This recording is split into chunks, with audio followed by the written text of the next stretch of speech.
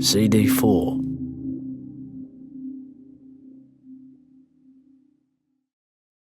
For weeks I smarted with a feeling of having been overlooked, forsaken, unchosen. And the shock of it was all the greater because of how much I'd lately come to imagine an advantage over Looney. I thought Sando and I had a special bond, a kind of intellectual interest. Something Looney, for all his animal energy, couldn't match. And now I felt like such an idiot. I left for school and returned again, sullen enough to irritate the old folks.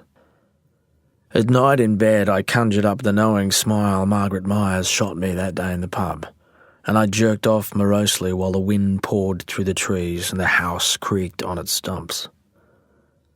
Queenie took up with the captain of the school football team. He had a car, and sideburns like Peter Fonda. At day's end I slumped in the bus, overcome by ordinariness. Some evenings I swam in the river where the primary schoolers bombed off the old plank. Once or twice I clung to roots on the bottom and deluded myself into thinking that up on the surface the little kid's wonder was turning to panic. But I doubt anybody even remembered I was there.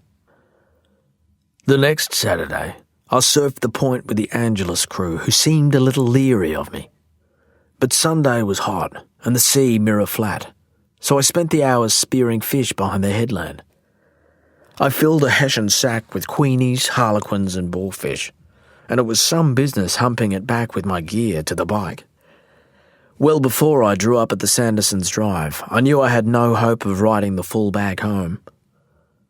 I didn't want to go up there, but I couldn't bring myself to start slinging good fish into the bush. Eva seemed unusually pleased to see me.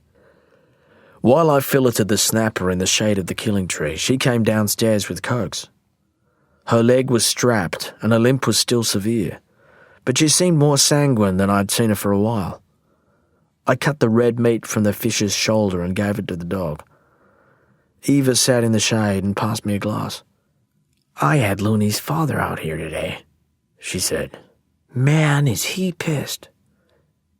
"Pissed?" I asked. "Like drunk?" "No, pissed as in pissed off. He expected Looney back Friday." "Friday? Is that when Sando said he'd be back?" "Oh, who knows. When he's away, the schedule's kind of open-ended. Seems the old man wasn't so happy about Looney going anyways. Man, you can see the son in the father, huh?" I shrugged. "They have a way of looking at you," she said. "Like you're some kind of abomination. Because you're American?" "Nah, because I'm a female." "Oh, he's on his own, huh?" I dunno," I said, tempted to broach the subject of Margaret Myers. "Guess I should feel sorry for him, but I don't." I figured that my knowledge of the publican and Margaret Myers might include some awkward details, so I left it alone. "Do you miss it?" I asked. She looked at me. "Miss what exactly?" "The snow? Sando told me about freestyling." "Of course I miss it," she said. "Kind of dumbass question is that?" She drank her Coke and banged the glass down on the plank beside me. I trimmed the fillets and set them on the plate for her, determined to clean up and leave as quickly as I could. "How can you get 'em back on the farm once they've seen Paris?" "Sorry?" I wiped blood and scales from the knife. "Once you've had a taste of something different, something kind of out there, then it's hard to give it up. Gets its hooks in you. Afterwards, nothing else can make you feel the same." I nodded, understanding finally. "I guess I missed the buzz," she said. "Boy, we did some scary shit up on the mountain. But you know how it is. Time wounds all heals. Your moment arrives and just slips away. Kind of cruel, huh? Maybe it'll just get better on its own. Yeah, and maybe Santa Claus is a Jew." Stung, I slunk across to the water tank to wash my hands. The dog licked the salt off my legs. "I've never seen snow," I said. "White," she said, "and cold. Thanks for the fish." She had a way of making you feel small and stupid, even when she was in a good mood. I remembered again how little I liked her. The week before Sando and Looney finally returned, brown and shiny-eyed from Bali, I went back to see Eva. I had no fish. I was bored and lonely, fed up and spoiling for a blue. I was ready to tell that fancy Yank what I thought of her. Months previous, Sando had rigged an exercise contraption on the veranda, an arrangement of weights and pulleys for Eva to use to strengthen her leg. I'd never known her to use it, but when I mounted the stairs, she was cranking the thing without let-up. She saw me but didn't stop. She was mottled, slick with sweat, so fierce in her pain that it took me aback. I felt a chill of apprehension, but I stood there, trapped by her gaze, all the wind gone from my sails. I felt I'd stumbled into something private. It was awkward, but I didn't dare leave. She went on a full 5 minutes before pitching back, totally spent. "Throw me a towel." I was affronted but hapless. "Gimme the fucking towel." I saw that a towel hung from the veranda rail beside me. I pulled it free and bunched it a moment, then hurled it with more force than was necessary. She caught the thing and buried her face in it. Her chest heaved so sharply I wondered if she was weeping, but I was more curious than sympathetic. A breeze stirred the chimes around us. I didn't know why I stood there. It was my chance to bolt. "Oh," she said at last, wiping her boiled-looking face. "I need a shower." "I'm off then." "Stay," she said. "I'll make coffee." "I don't bloody drink coffee." "Okay, Coke. We'll talk. Hey, I haven't fed the dog.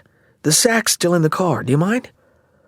I went down into the yard with the dog and found the big pack of dog food and poured out a dish on the ground. When she came out onto the veranda, Eva's hair was slicked back and her eyes were bright. Barefoot in a sleeveless cotton dress, she seemed calm. It was as though the storm of pain had passed. She flopped into a hammock and swung there. "I'm hungry," she said. "Can you cook?" I shook my head. "Didn't think so." "Come on, let's make burgers. I got supplies this morning." For an hour or so she bossed me about in the kitchen, and eventually we ate in silence off the bench top. We sat on the stool Sando had made from bushwood. It was odd, this making do. Neither of us was the other's first preference for company. We were stuck with each other. Once she'd eaten, Eva became unusually talkative. We went back out onto the veranda and slouched into hammocks, and she told me about growing up in Salt Lake City, about Mormons and mountains, and her dead mother.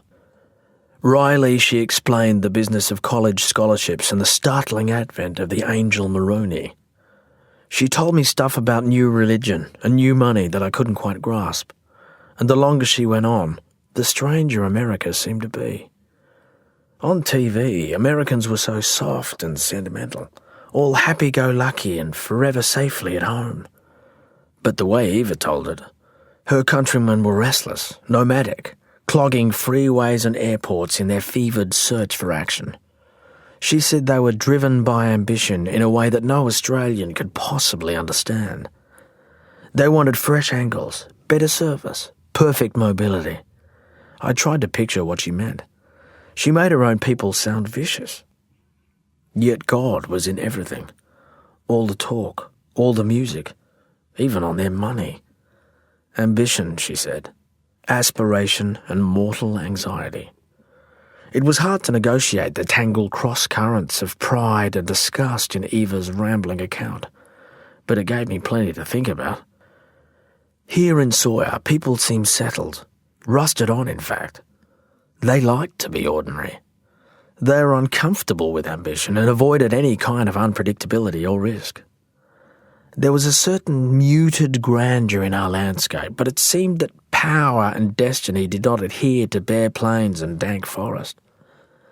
There were no mighty canyons and mile-wide rivers here. Without soaring peaks and snow, angels seemed unlikely, and God barely possible. I don't know how long I lay there in my hammock, ruminating on all this, before I realised that Eva had long since stopped talking. A light drizzle began to fall. Hauling up onto an elbow, I saw she was asleep. Her hair had dried in a snarl beneath her. The tightness was gone from her face. Now and then her eyelids twitched and fluttered. She gave out a light, intermittent snore. Where her dress rode up, her legs were pale. It seemed wrong to stare at Eva like this, but I'd never been able to properly look at her before. I'd only ever known her in glances, from glimpses snatched in moments when I thought I was safe from her scalding glare. I eased myself out of the hammock and crept up beside her. She smelled of shampoo and fried onions. I studied the scars on her misshapen knee. The freshest suture line was fat and angry, a centipede embedded in her flesh. It overlaid its predecessors, a silvery nest of them like a fossil record. There was stubble on her shins. For a moment while she slept, she had goose flesh on her arms. I had the sudden and perilous urge to touch her. I wanted to feel her ruined knee, and I didn't know why. I reached out. "Don't hurt me," she said. I flinched and stepped back, knocking a chair against the wall. Eva sat up, confused and awake. "What is it?" I shook my head. "I gotta go." Looney showed up one night while I was failing to do my homework. I could see the mixed look on my mother's face as she ushered him into my room. She was fond of Looney, but her old wariness was back. She pulled at his strawy hair a moment and squeezed his shoulder as she left. "Did I miss anything?" he asked. "No swell?" I shook my head. "Far out," he said abstractedly. He sat on my bed and flipped through the social studies book lying there. "So?" I said. "How was it?" He put the book down and pursed his lips. "Fucking unbelievable." "When'd you get back?" "Last night. The old man's gone spastic. Hey, cop this." Looney pushed up the sleeve of his windcheater to reveal a long, pulpy wound. "Uluwatu," he murmured. "It's insane." "What happened?" "Just the reef. That coral rips the shit out of you." For half an hour he told me stories of lonely waves and temples and paddies, of monkeys and offerings and incense smoke. How Sando and he ate turtle meat and coconuts and rowed out to reefs on outrigger canoes. I felt a stubborn refusal to be impressed. The more Looney talked, the less I responded. I could see it puzzling him. He reached for bigger stories, wilder moments, to little avail. "I bought you this," he said, setting a tamped wad of foil on the desk beside me. It was no bigger than a .22 rifle cartridge. "What is it?" "Hash, mate." "Jesus," I murmured. "Well, don't have a baby." I heard the old girl coming before she had time to open the door. The little foil bullet fell into the drawer and Looney met her on his way out. Things were different after Sando and Looney returned from the islands. If there was a swell big enough, they might come by on weekends. We all surfed Barney's several times in late summer and even saw its terrible namesake. But for the most part, I found myself on the outside of whatever it was the other two had going. Looney's time in Indonesia had granted him a new kind of seniority. He'd seen animal sacrifices and shamans and walked on black volcanic beaches. He'd climbed down the legendary cave at Uluwatu and paddled out, bombed to the gills on hash. Yet here I was, still a schoolboy. Sando was distant now, preoccupied. He seemed suddenly closed off from me.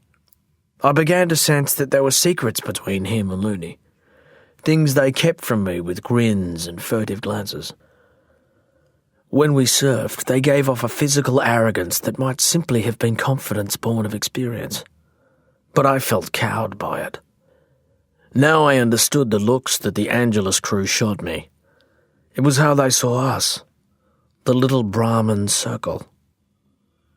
I didn't see much of Eva, but when I did, she was drawn and unhappy. A new current of antagonism flashed between her and Sando. She did her best to act as though Looney didn't exist. A monster storm showed up before autumn even arrived.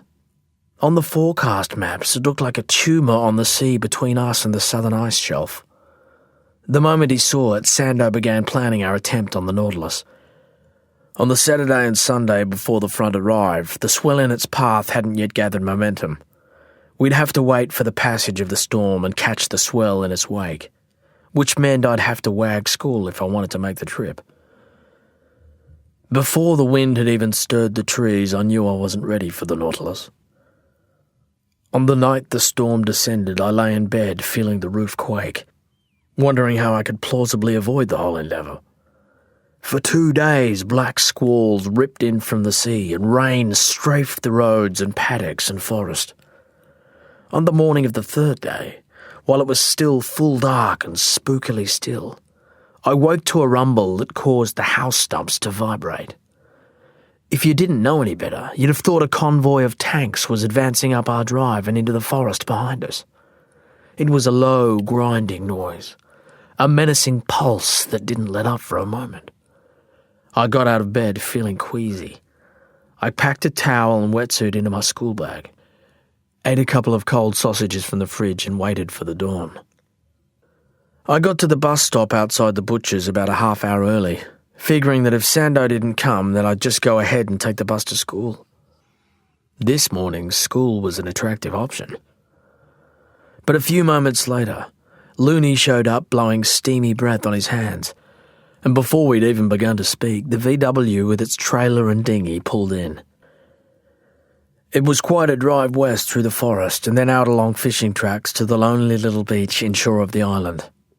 All the way over, Sando and Looney psyched themselves up, each feeding off the other's nervous energy, while I sat pressed to the window, silent and afraid.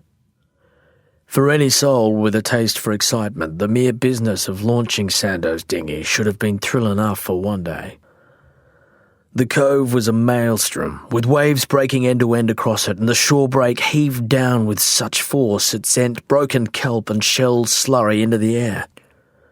We hauled the boat bow out, timed our launch between waves and got the motor going. But we almost came to grief as a rogue set rumbled into the bay. By that stage, there was nowhere for us to go but out. So we headed straight at those looming broken lines of foam with the throttle wide open, in the hope they'd green up again before we reached them.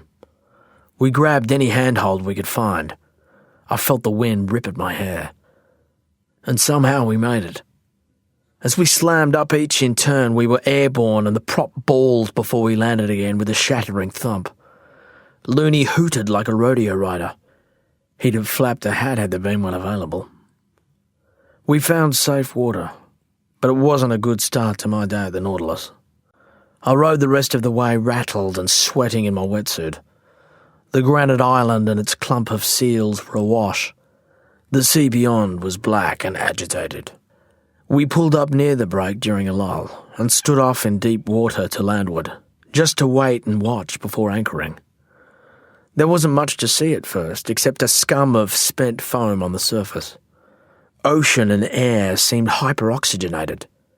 Everything fizzed and spritzed as if long after the passage of previous waves there was energy yet to be dissipated. The land behind us was partly obscured by the island, and a low, cold vapour the morning sun failed to penetrate. Nothing shone. The sea looked bottomless. Only when the first new wave arrived did I see what really lay before us. It came in at an angle, just a hard ridge of swell. But within a few seconds, as it found shallow water, It became so engorged as to triple in volume, and there at its feet lay the great hump of rock that gave the place its name. The mass of water foundered a moment, distorting as it hit the submerged obstacle. The wave reared as though climbing the obstruction, and then sagged drastically at each end before the yawning lip pitched forward with a sound that made me want to shit. 15 foot, said Looney. Yeah, Sando replied, and it's breaking in 3 feet of water. In fact, there were times when the wave broke over no water at all. Every set brought a smoker that sucked everything before it as it bore down, dragging so much water off the rock as it gathered itself that when it finally keeled over to break, the granite dome sat free and clear before it. At these moments, the trough of the wave actually sank below sea level. It was a sight I had never imagined, the most dangerous wave I'd ever seen. We watched a couple of sets, and then anchored up at a distance before Sando dived in and let us out. All 3 boards were Brewers, long, heavy Hawaiian-style guns. They were the same equipment we used at Old Smoky, and Sando kept saying how good and solid they felt. He kept up the usual inspirational patter, but I was sullen with fright. Every time he tried to make eye contact, I looked away, paddling without conviction until he drew ahead with Looney at his elbow, going stroke for stroke. They sat up together outside the boil while I hung well back in deep water. Behind us, the dinghy yanked at its rope, disappearing between swells. Sets came and went, but everything passed by unridden. The waves were big, but even at half the size, I thought they'd be too sudden, way too steep, and the shallow rock beneath made them unthinkable. True, it was an awesome sight, but the whole deal only broke for 50 yards or so. It was hardly worth the risk. I watched Sando and Looney out there, right in the zone, letting wave after wave go by as if they'd come to the same conclusion despite themselves. Then a wide one swung through and Sando went for it. I saw the distant flash of his teeth as he fought to get up sufficient speed. A moment later it was vertical, and so was he. As he got to his feet, it was obvious the board was too long for the contour of the wave. He was perilously slow to turn. The wave hurled itself inside out. Sando staggered a moment, almost falling out of the face altogether. But he kept his feet and cranked the brewer around with a strength I knew was beyond me. The fin bit. He surged forward as the wave began to lurch and dilate, reef fuming and gurgling below. The lip pitched over him. He was gone a moment, like a bone in the thing's throat. And then a squall of spume belched him free and it was over. He skidded out into the deep, dead water ahead of me and let the board flutter away. I dug my way across, retrieved the brewer and steered it back to where he lay with his knees up and his head back. Jesus, he murmured. Oh, Jesus. I sat beside him, holding the big board between us. He slowly got his breath back, but he was wild-eyed. When you go, he said, go wide and early. Don't think so, I muttered. He took his board, checked the fin, and got on. You get half a second, that's all. It's brutal. I shook my head. Come on, Pikelet. You know what's what. That's why I'm staying right here. I didn't bring you here to watch, did I? I said nothing. It'll put some fizz in your jeers. I felt plenty scared, but not panicked. This time I knew what I was doing. Shit, he said. I thought I brought surfers with me. Men above the ordinary. I shrugged. Pikelet, mate. We came to play. He was grinning as he said it, but I felt a sort of menace from him then. I didn't give a damn. My mind was made up. He wheeled around in disgust, and I watched him paddle back out to where Looney scratched uncertainly between looming peaks. When Sando sat up beside him, Looney straightened a little, as if fortified by his presence, and only a few moments later he took the place on. But the wave he set himself for was a shocker. It was wedge-shaped and rearing, but ugly, even before he got going. As he leapt to his feet, you could see what was about to happen. Yet the next few awful seconds earned Looney honour in defeat. The wave stood, hesitated, and then foundered with Looney right at the crest. He'd assumed his desperate crouch, pointed the board to the sanctuary of the channel, but he was going nowhere but down. The wave subsided beneath him, sucked him with it. Great overpiling gouts of whitewater leapt off the reef, and the most I could see of Looney was a thrashing arm. Half his board fluttered 30 feet in the air. For a horrible moment, the granite dome of the reef was completely bare. Then all that broken water mobbed across the rock, driving Looney before it, boiling off into the deep ahead of me while I sat there, rigid. The air was hissing, the sea bubbled underfoot, and I knew Looney was down there somewhere in the white slick having the shit kicked out of him. But I didn't move until I heard Sando's furious yell. It was white out down there. The water was mad with current. It was like diving blind into a crowd, and I groped, hauled off at angles until I saw the bluish contours of the seabed below. I dived again and got nowhere. I hit the surface and saw Sando, still yards off, hauling himself my way, and then I heard Looney's gasp and turned to see his upraised arm. He was 20 yards behind me, even closer to the boat than I was. When I got there, I swept him up onto my board and listened to him puke and breathe and puke some more. The back was out of his wetsuit and there was skin off his shoulders. His nose bled, his legs trembled, but by the time Sando reached us, he was laughing. I was gutted by that day at the Nautilus. A small, cool part of me knew it was stupid to have been out there trying to surf a wave so unlikely, so dangerous, so perverse. What would success there really mean? Perhaps 3 or 4 or even 5 seconds of upright travel on a wave as ugly as a civic monument. You could barely call such a mad scramble surfing. Surely there were better and bigger waves to ride than that deformity. Yet nothing could assuage the lingering sense of failure I was left with. The others didn't mention it. All 3 of us celebrated Looney's moment of defiance. But the gap had widened between them and me. He who hesitates, as I discovered, is lost indeed. I began to feel that their delicacy on the subject of my cowardice only made things worse. At first I was grateful, but soon I wished they'd just come out and call me yellow and have done with it. I hated the coy looks, the sudden gaps in conversation that reinforced my sense of relegation. Looney and Sando planned new assaults on the Nautilus using shorter boards, 2 only, shaped for the purpose. We never broached the subject of whether I'd accompany them. God knows, I should have been relieved, but I was inconsolable. I knew any reasonable person would have done what I did out there that day, which was exactly the problem. I was, after all, ordinary. For a few years as a teenager in Sawyer, it seemed I had control of my own life. I didn't understand everything going on around me, but for a brief period I had something special that afforded me a private sense of power. It let me feel bigger, more vivid than I'd been before.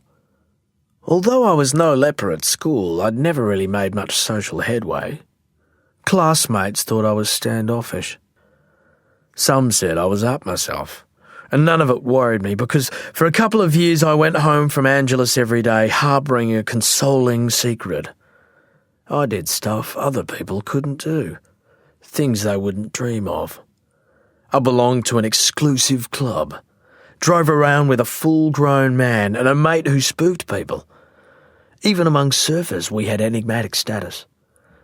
When we deigned to paddle out at the point, you could sense everyone else's deferral. Older, vaguely threatening blokes like Slipper were grudgingly respectful, especially in the presence of our mentor. Whenever some mouthy grommet started quizzing us about Sando, he would be quickly silenced by one of the older crew. They knew by now that he'd surfed Old Smoky on his own for years. He was in his own league. We'd all sensed it instinctively. Sando radiated gravitas, and I got used to the power of association. But when Sando first took Looney to the islands, he left me behind in more than a literal sense. Somehow I stayed behind. I lost confidence in my place and value. It's possible some of my sense of relegation was imaginary or the result of shame, but I was convinced that Sando no longer took me seriously. The Looney didn't regard me as an equal anymore, and the rich feeling of being in charge of myself evaporated. For the first time in my life, I was not so much solitary as plain lonely. Not long after Easter, in the first week of the term break, an unexpectedly vicious cold front burst upon the coast. Wind tore trees from the ground and blew roofing iron deep into the forest. And when the storm was spent, it left the kind of booming swirl that kept me awake half the night with that old mix of excitement and apprehension. I waited for the sound of the Volkswagen, but Looney and Sando didn't show. About 8 o'clock, while the oldies were off in town, I got on my bike and rode out to the coast. From way across the estuary, curtains of spray were visible at the river mouth. At Sando's, the boat and the combi were gone. They'd opted for the Nautilus. I could hardly blame them for blowing me off, but it provoked something in me. The dog didn't bark as it trotted down, and I was relieved because I wanted to get in and go without waking Eva. It followed me to the Undercroft, where I pulled out the big yellow brewer I'd disgraced myself with a few weeks before. I waxed the ball with a block from the Milo tin on the bench and walked back down the drive with it. There was no way I could ride a bike and carry that great spear of a thing. So I hoofed it out to the headland, and by the time I'd hiked across the ridges to the cliff top overlooking Old Smoky, the sun had broken through and I was clammy with sweat. My right arm felt wrenched from carrying the board so far. I did some stretches while the Bombora cracked and flared out on the sunlit sea. I don't know why I paddled out there on my own. I was hurt and angry, and I suppose I felt there was a point to prove. I knew Old Smoky had been surfed solo before, but not by a 15-year-old. At this distance, it seems like an act of desperation, or worse, a lunge toward oblivion. Even now, I can barely believe I did it. Before I got halfway out to the Bommy, it dawned on me that Old Smoky was breaking much bigger than I'd seen it before. Between long, deceptive lulls, waves angled in to stand up 20 feet and more. And by the time I got close, I knew I'd seriously underestimated the size of the swell. At this scale, it was a wonder the waves still broke cleanly. I hummed. I spoke aloud to myself. I manoeuvred into position over the reef and checked and rechecked my bearings as I'd been taught. The offshore breeze fanned up a steady chop, and beneath the surface the water was busy. I was right on the lump when a new set of swells wheeled in from the southwest.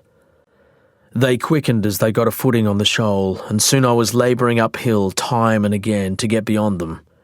Each seemed bigger than the one before, and every time I squeaked over and tumbled down into the trough behind, I was blinded by spray. In all that stinging white confusion, I failed to see the third wave until it was too late. It was already seething, beginning to break, and by then it was a matter of riding it or wearing it, so I turned and went. All the way down, the big board chattered against the surface chop. I could hear the giggle and natter of it over the thunder behind me. When the wave drew itself up to its full height, walling 100 yards ahead as I swept down, it seemed to create its own weather. There was suddenly no wind at all, and the lower I got, the smoother the water became. The whole rolling edifice glistened.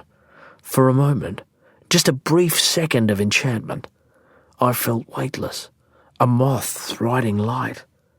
Then I leant into a turn and accelerated, and the force of it slammed through my knees, thighs, bladder, and I came lofting back to the crest to feel the land breeze in my face and catch a smudge of cliffs before sailing down the line again. With each turn, each stalling fade, I grew in confidence. By the wave's last section, I was styling. I scudded out into the channel. So addled by joy, I had to sit a while to clear my head. I felt fabulous, completely charged. I was not a coward, or a kook. I knew what I was doing, and it wasn't within a bull's roar of being ordinary. In retrospect, I know I should have sat there glorying a bit longer, given myself a full soak of fuck-off vindication until I got over myself and had a laugh at my own expense. Then I could have gone about the business of putting the act back together, gathering my thoughts, returning to some method. But I was so amped and eager I just wheeled about, paddled back into the impact zone, and picked off the first wave of the next set. Compounding the first mistake with a second, I rushed at the thing instead of letting it come to me, and so I never quite got into position and had to scramble to get momentum. As the wave peaked, I dug hard and felt myself pitch forward, teetering at the crest, surging for a few yards only to feel the wave forge ahead without me. I knew before I even sat up and looked back over my shoulder that I was in strife. I'd left myself bang in the path of the following wave, which was bigger again and already breaking. In the seconds left, I sprinted for the channel, but I knew I'd never get there. I pumped myself full of air, hyperventilating hurriedly, and at the last possible moment, as the crashing white wall came down, I stood on my stationary board and speared deep as I could get. I kicked hard, but in an instant the white water smashed in, blasting me sideways, hurling me down. I saw hazy outlines of rocks. Kelp flew by. My ears hurt badly, but I couldn't equalize. And then I was pitching end over end across the bottom, glancing off things hard and soft until slowly, like a storm petering out, the water slackened around me and I floundered up toward the light. I broke the surface in a drift of foam scum and barely got a breath before another tower of white water crashed over, and this second hole down was worse. I'd started with less air and got worked harder, longer. When I kicked up, it was into the path of a third wave, and then there was a fourth. Each breath was more hurried, each dive just a bit shallower than the last. I got so strung out and disoriented, I ploughed headfirst into the seabed, thinking I was headed for the surface. Burns and tingles shot up my legs. I saw light where there was no light. My gut began to twitch. Things went narrow. It was like looking out through a letterbox. And out there, at the other end of the slot, the white world was trying to kill me. But when the sea let go and the water cleared, I clawed up into the sky. For a moment, at the surface, it seemed my throat was jammed shut. I couldn't make myself breathe. And then retching spasms overtook me and bile and seawater poured out and the air burnt down sharp as any regret. There was no sign of the yellow brewer. Once I got control of myself, I saw I'd been bulldozed, mostly underwater, for 400 yards.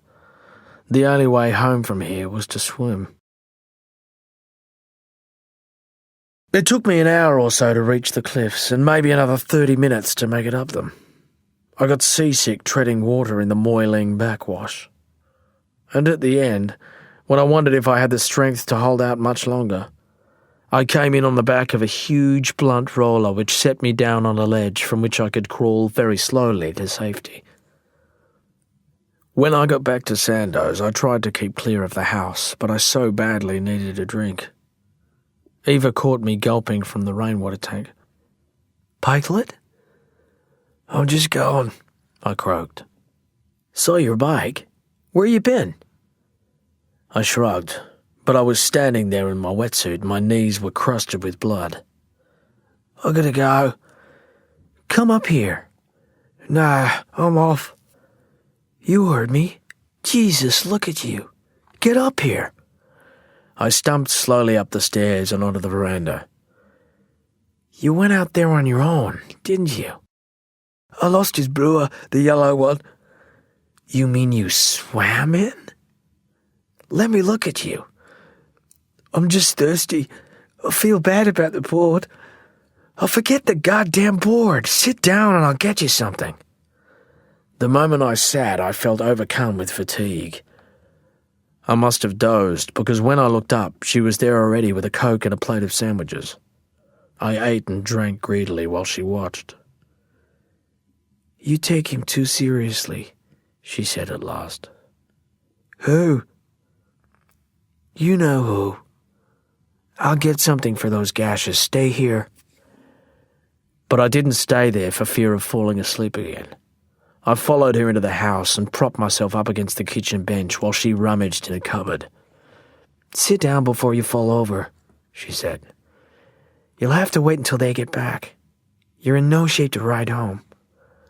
I can ride, I said. I had no intention of still being there when Sando got back. Will you just sit the fuck down? I did as I was told. Suddenly I was close to tears. He tell you they're heading to Java? I shook my head, unable to speak. It's just not funny anymore. I don't know if I'll be here when he gets back. She wielded a fistful of cotton balls and a bottle of something nasty yellow.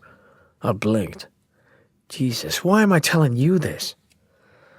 I could only shrug. Hey, she murmured. Pikelet, you won't say anything, will you? No. She looked at me appraisingly, and when she unscrewed the bottle and poured antiseptic into the cotton, her hands shook. She took me by the chin and tilted my head up to press the scouring stuff cold to my brow, and I tried not to wince. She put the bottle down and fingered through my hair a moment to find the divot in my scalp. I looked at the pale hairs around her navel where her wind cheater rode up. You'll live. She was a foot away. She smelled of butter and cucumber and coffee and antiseptic. I wanted to press my face into that belly, to hold her by the hips, but I sat there until she stepped away. And then I got up and left. I didn't care what she said. I rode home slow and sore and rattled. That evening, while the day's warmth leached into the forest shadow, I sat against an ancient carry tree to smoke the hash Looney brought me. At dinner I ate my chops with elaborate caution, anxious at every quizzical glance. I felt transparent, light, uncomfortable. In the night I dreamt my drowning dream. There I was again, head jammed tight in the reef, and when I woke, touching the tender parts of my brow and scalp. It took a while to believe it had only been a dream. You've been in a fight, said the old man at breakfast. No, I said. Look at you. You may as well tell me. It's nothing, Dad. Face like a bird-packed apple, said the old girl. What the hell do you get up to? He said with more dismay than anger in his voice. I fell on the rocks, I murmured. Out the coast? Yeah. How many times have I told you? Tell me about Snowy Muir, I said. The old man snatched up his hat and his work bag. You never told me the story, I said more gently. Some of us have got work to do, he said. He kissed my mother, stuffed his hat on his balding head and made for the door. Looney was outside the butcher shop in the drizzle when I got off the school bus. He had the fading remains of a black eye, and his lip was split in a whole new way. I didn't need to ask. I knew it'd be his old man. Looney had told him he was going away again. You went out to Old Smoky on your own, he said. I shrugged and hoisted the bag onto my shoulder. Fuck, he murmured. He's pissed off about the board. You broke two already yourself, I said. Anyway, who told you? She did. Eva? She told you? Nah, I heard him bluing and bitching. She sort of blurted it out, said you went on your own. And the board's gone, isn't it? Swam in. Fuck. Did you do Nautilus? I asked to spite myself. Man, it was bullshit. I got 3, barreled every time. Him? He got 1, but he's fucking scared of it. I blinked at this. Old, said Looney. There was something pitiless in his smirk. And he's taking you to Java, I said. Who told you that? Eva, I said with a hot flash of satisfaction. He grunted and rolled himself a fag, and I realised that we were no longer friends. At the intersection, where the pub loomed over the servo across the road, we each veered in our own direction without even saying goodbye. Neither of us could have known that we'd never meet again. Sando pulled up at the school oval one lunch hour while I was kicking a football with a bunch of kids I barely knew. It was the old sound of the VW that caught my attention. I saw him parked over behind the goalposts, but didn't go across right away. By the time I relented, there were only a few minutes before the bell went again. He sprawled over the wheel like a bus driver. He had a denim jacket on, and a silk shirt of some kind of shimmering green, and his hair and beard and earrings shone in the early winter light. He raised his eyebrows as if surprised to see me. I stood there in my grizzly brown uniform. You're off then? Yeah, he said. Tomorrow. I nodded and looked out across the rooftops of Angeles. Thought you might come out for a send-off. We don't see you much anymore. I glanced back at the kids punting the pill from pack to pack. I can't, I said. The oldies wouldn't let me. He nodded, scratched in his beard pensively. Hey, someone found the yellow brewer. Really? Tuna fisherman, 25 mile out, he reckons. You give it back? Sando nodded. I kept a flood of relief and amazement to myself. Eva said you looked pretty shabby when you got back. It was big, I said. It's a tough swim. Gutsy effort, he said. All of it. You should know that. It's right up there. I shrugged. No, I mean it, Pikelet. Hats off. I shoved my hands into my pockets in an effort to resist his approval. There was a long, potent silence between us, and then the school bell went. Sando cranked up the combi. See you then. Okay, I said. When I got home, the yellow brewer was standing up against the shed with its big black fin jutting out like a crow's wing. He said you could have it, said my mother. The gypsy-looking fella said you'd earned it. I nodded as I took it down and held it under my arm. It was a beautiful thing, made by a master. What job were you doing? She asked. The usual, I said. Chopping wood. Ah, she said, and I could see how badly she needed to believe it. A week or so after Sando and Looney left, I rode out to the coast in a funk. I was sick of the hang-dog looks the oldies were giving me. I was bored and angry, as lonely as I'd been in my life. The sea was its usual wintry mess, the beach empty. I didn't particularly want to see Eva. I half thought she'd be gone anyway, as threatened. There was nowhere else to go. The Volkswagen was parked under cover. The dog bounced out to meet me as if it had been starved of company. I squatted with it for a while, ruffling its ears, basking in its adoration. Maybe it's an old man's delusion, but it occurs to me now that a dog like that might have been good for me as a teenager.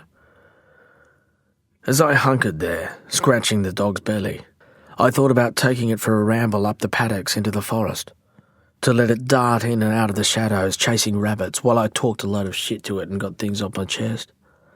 And I wish I had. Instead, I went on up the stairs, Eva was in the living room behind the glass doors.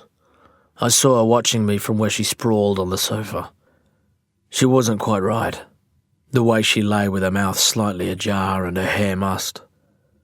I stood in the cold until she motioned me in. The house smelled of wood smoke and fried bacon and hash. Supertramp played quietly on the stereo. Eva wore old track pants and a Yale t-shirt with bright yellow stains on it. "Gonna rain again," she murmured. "Yeah," I said. "Wait 5 minutes. New weather." "I've been waiting 5 minutes all my life. Only thing changes is the freaking weather." I had nothing to say to this. I was already getting set to leave. "Pikelet," she said, "where can you get ground turkey in this country?" "Ground what?" "Turkey mincemeat. Where do I go?" "Hell," I muttered. "How would I know?" She snorted as if I was a simpleton, but I'd never heard of people eating minced turkey. At our place, we didn't even have turkey at Christmas. It was no better than roadkill. "Sit down a minute." "It's hot in here," I said, perching beside her on the couch. "So take off your coat." I saw that she had hell's own blaze going on the hearth. "Come to that, take off your shirt." "What?" "You heard me." "You're stoned," I said. "But you want to. You'll do it anyway." I thought about what might happen. It was like being in a shed with Looney and something sharp. My body thrilled to the danger in the room. I began to get up. She grabbed a fistful of my t-shirt and twisted it with a kind of sneer, and I looked at her in confused anger before I shrugged her off. I shucked the shirt anyway and held it gormlessly in my lap. The sneer melted from her face then, and she looked almost sad. She touched my belly with her knuckles. There was a kind of disinterest in the way she held them against me and ran them slowly up my chest. I was unprepared for the painful force with which she grabbed my nipple, but she kissed my neck so softly my whole scalp flushed with something like goose flesh. She kissed me on the neck again and again, unbuckling my Levi's all the while, and when I came, she laughed in my ear like someone who'd won a bet. I followed her to the loft. She kicked off her clothes, fell onto the unmade bed and smiled at me with something like tenderness. I felt a great force rising behind me, pressing me on. "Pikelet, you don't have to." "Oh," I said with false brightness. "Maybe I do. Maybe I will." "Okay," she said. Now where did I leave those instructions? I shoved off my damp jeans and clambered onto the bed and kissed her inexpertly.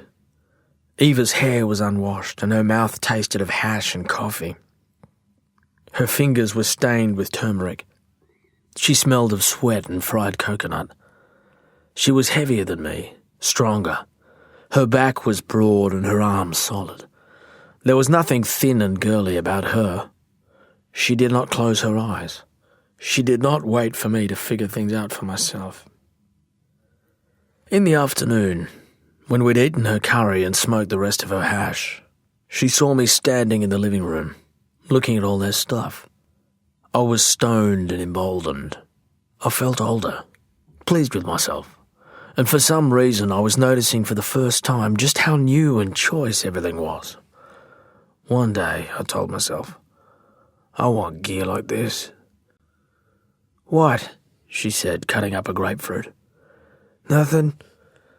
"Bullshit. You're thinking where does all the money come from?"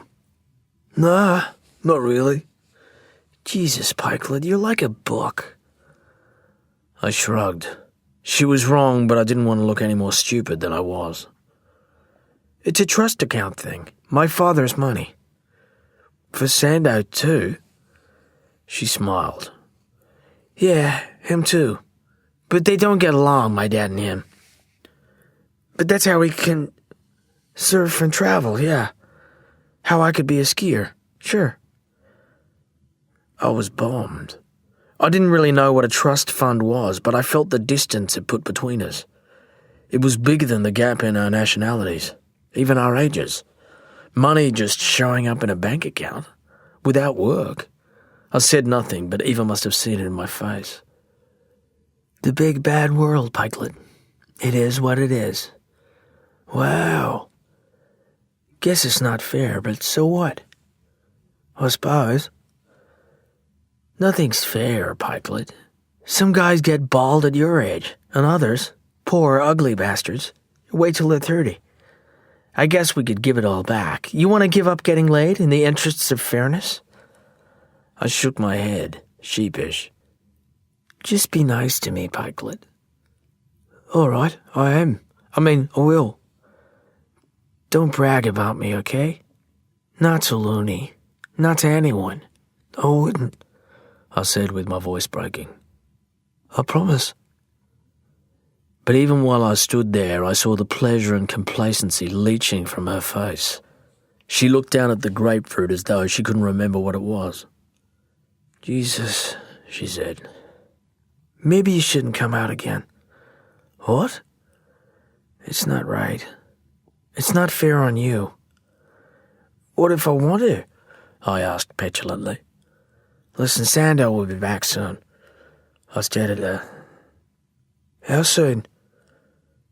The rain stopped, she said. Go home. I was wired night and day for a week.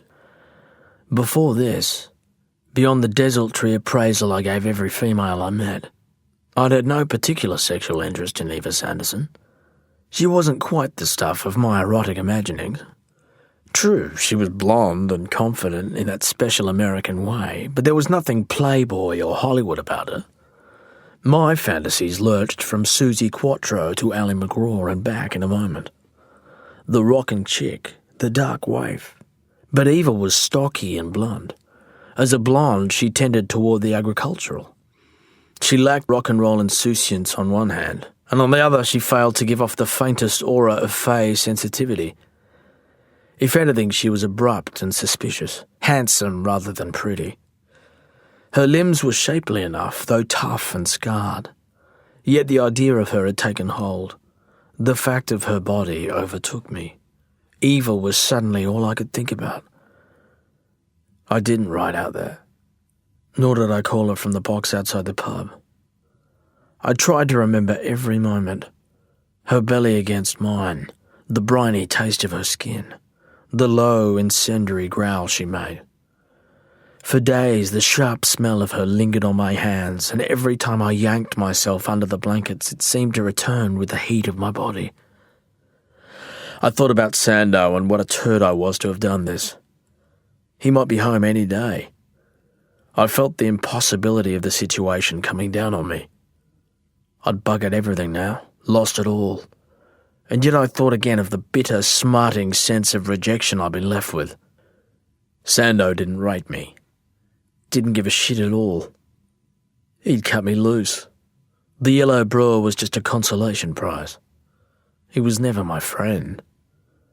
Eva let it slip more than once. We were there to flatter him, to make him feel important. The guru. So the hell with him.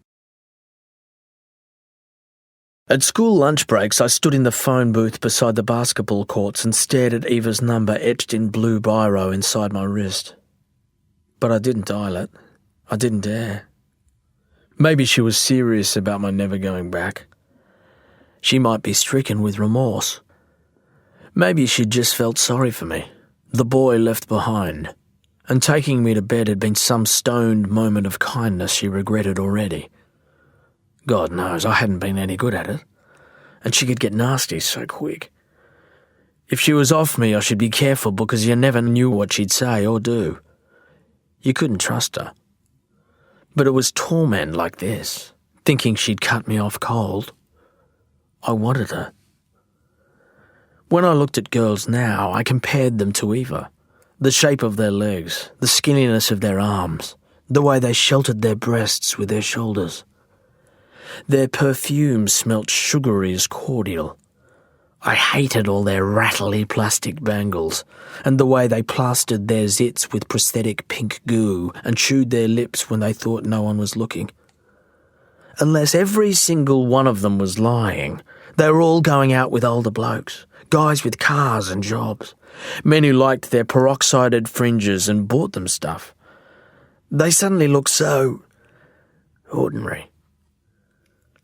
One evening, when I thought I heard the chatter of the Volkswagen at the end of the drive, I put down my book and lay very still on the bed.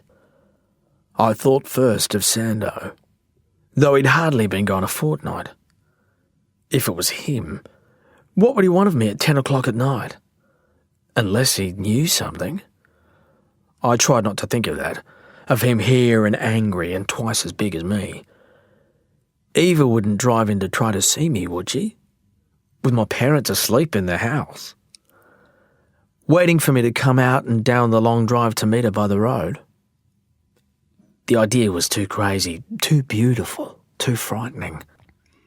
I snapped off the bed lamp, and after a while the engine noise pulled away. I knew well enough what a VW sounded like.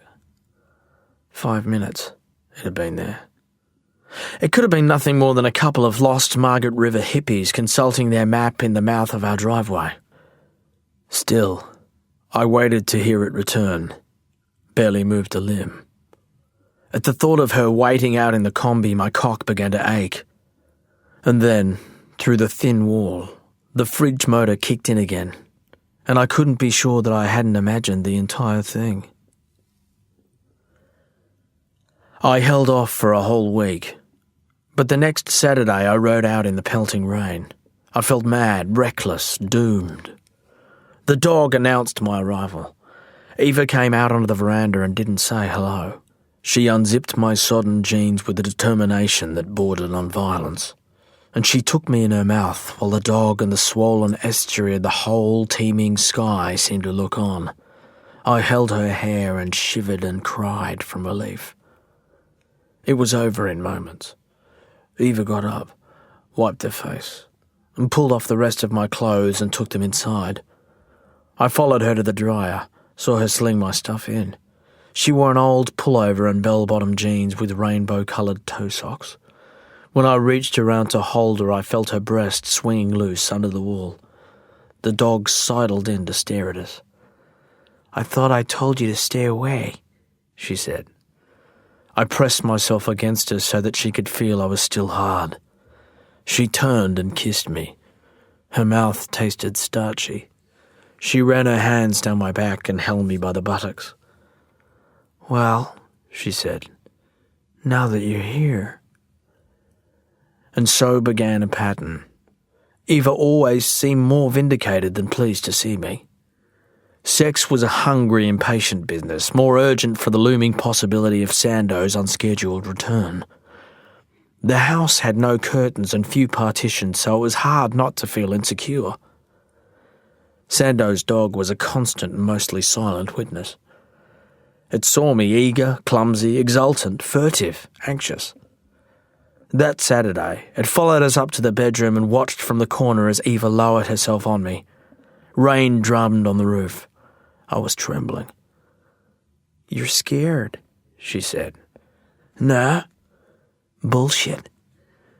Just cold," I said. "That's okay. Being scared is half the fun. You should know that by now." But I wasn't sure what I knew, except that she was silky hot inside, and strong enough to hold me by the muscles of her pelvis and pin my arms to the bed so that I couldn't have fought her off if I'd wanted to. We stayed in bed all day as the rain fell, and the dog sighed disconsolately. Sometime in the afternoon I woke, startled to have slept at all. Eva was watching me. She held my cock as though it was a small bird. With her free hand she stroked my cheek. "I love you," I murmured. "You love getting laid." "No, I mean it." "You don't know what you mean." I lay there smarting. "I got a postcard from Thailand," she said. "Thailand? Sando. He's been in Bangkok." The thought of him now was like a blow. "Aren't they in Java?" I said, trying to seem breezy. "Something about supplies," she said. "Who knows? Now he's talking about the Eastern Islands. Which islands? He didn't say. Lombok, I guess. Could be any Eastern Islands. Yeah, she said with a snort. The Philippines, maybe? Even Hawaii has Eastern Islands. What an asshole. So he won't be back straight away. He's scared of growing old. That's what this shit's about. The traveling? All of it. Having his little deputy along for the ride. Looney's too young and too stupid to be afraid. And Sando loves that, feeds off it. He hates being old. How old is he? Sando? 36. Hell. You're surprised? Well, yeah, I mean, he's real fit. Fit, she said. And lucky. I reached over to touch her messy knee, but she swatted my hand away. Leave it, she muttered. Sorry. We both stared at her scars in silence. Look at this, she said at last.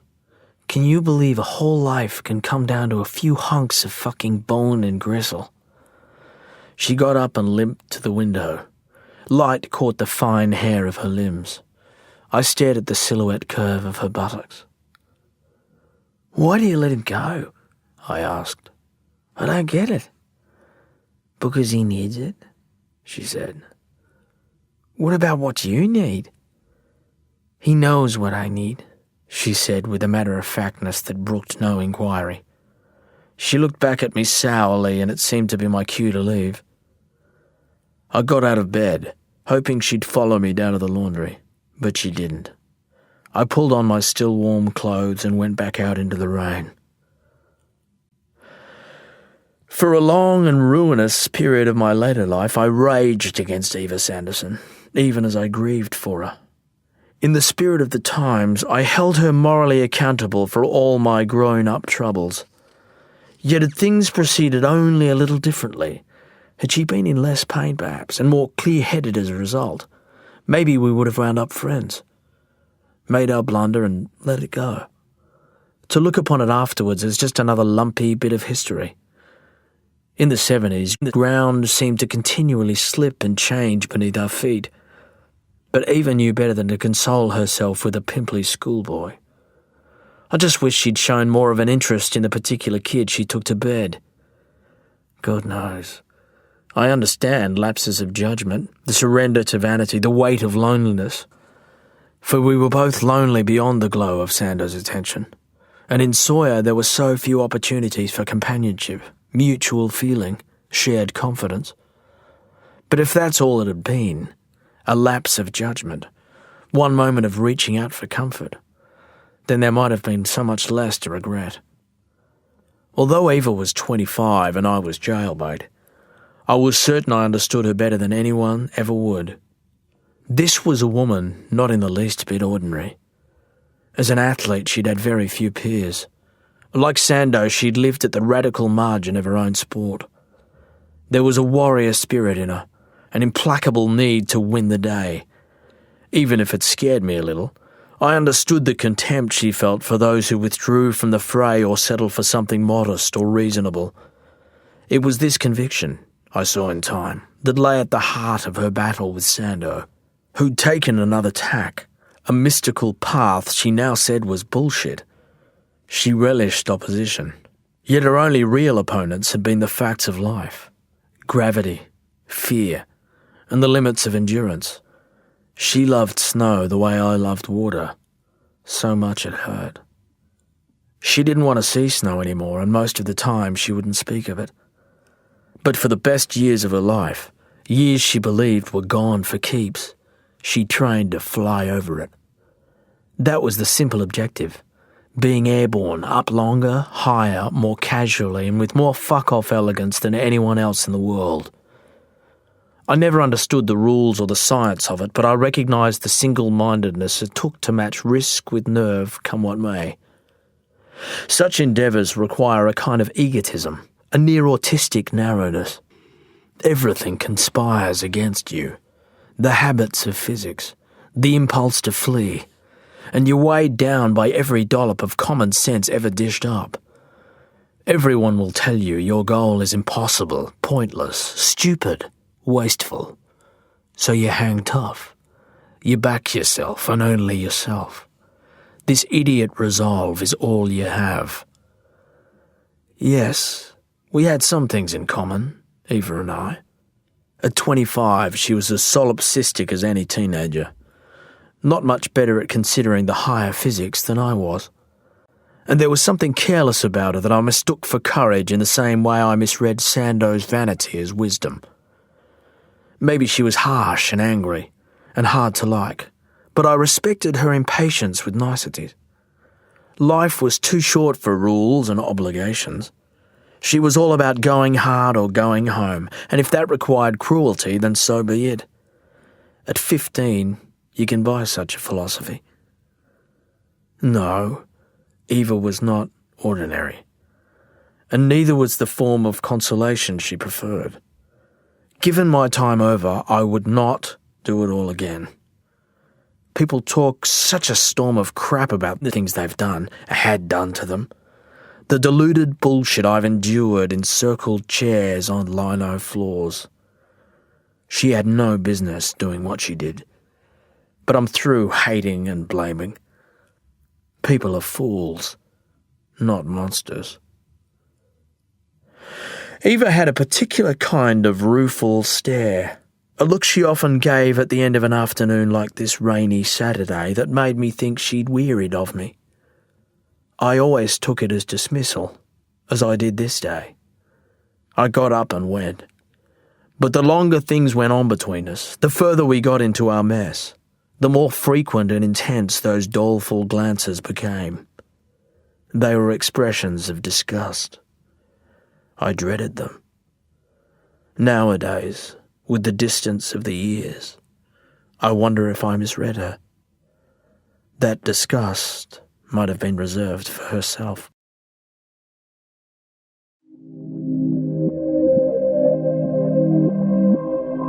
This is the end of CD 4. The book continues on CD 5.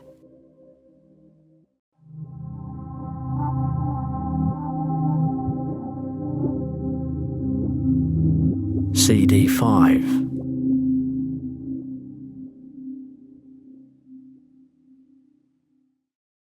Weeks went by without further word from Sando and Looney.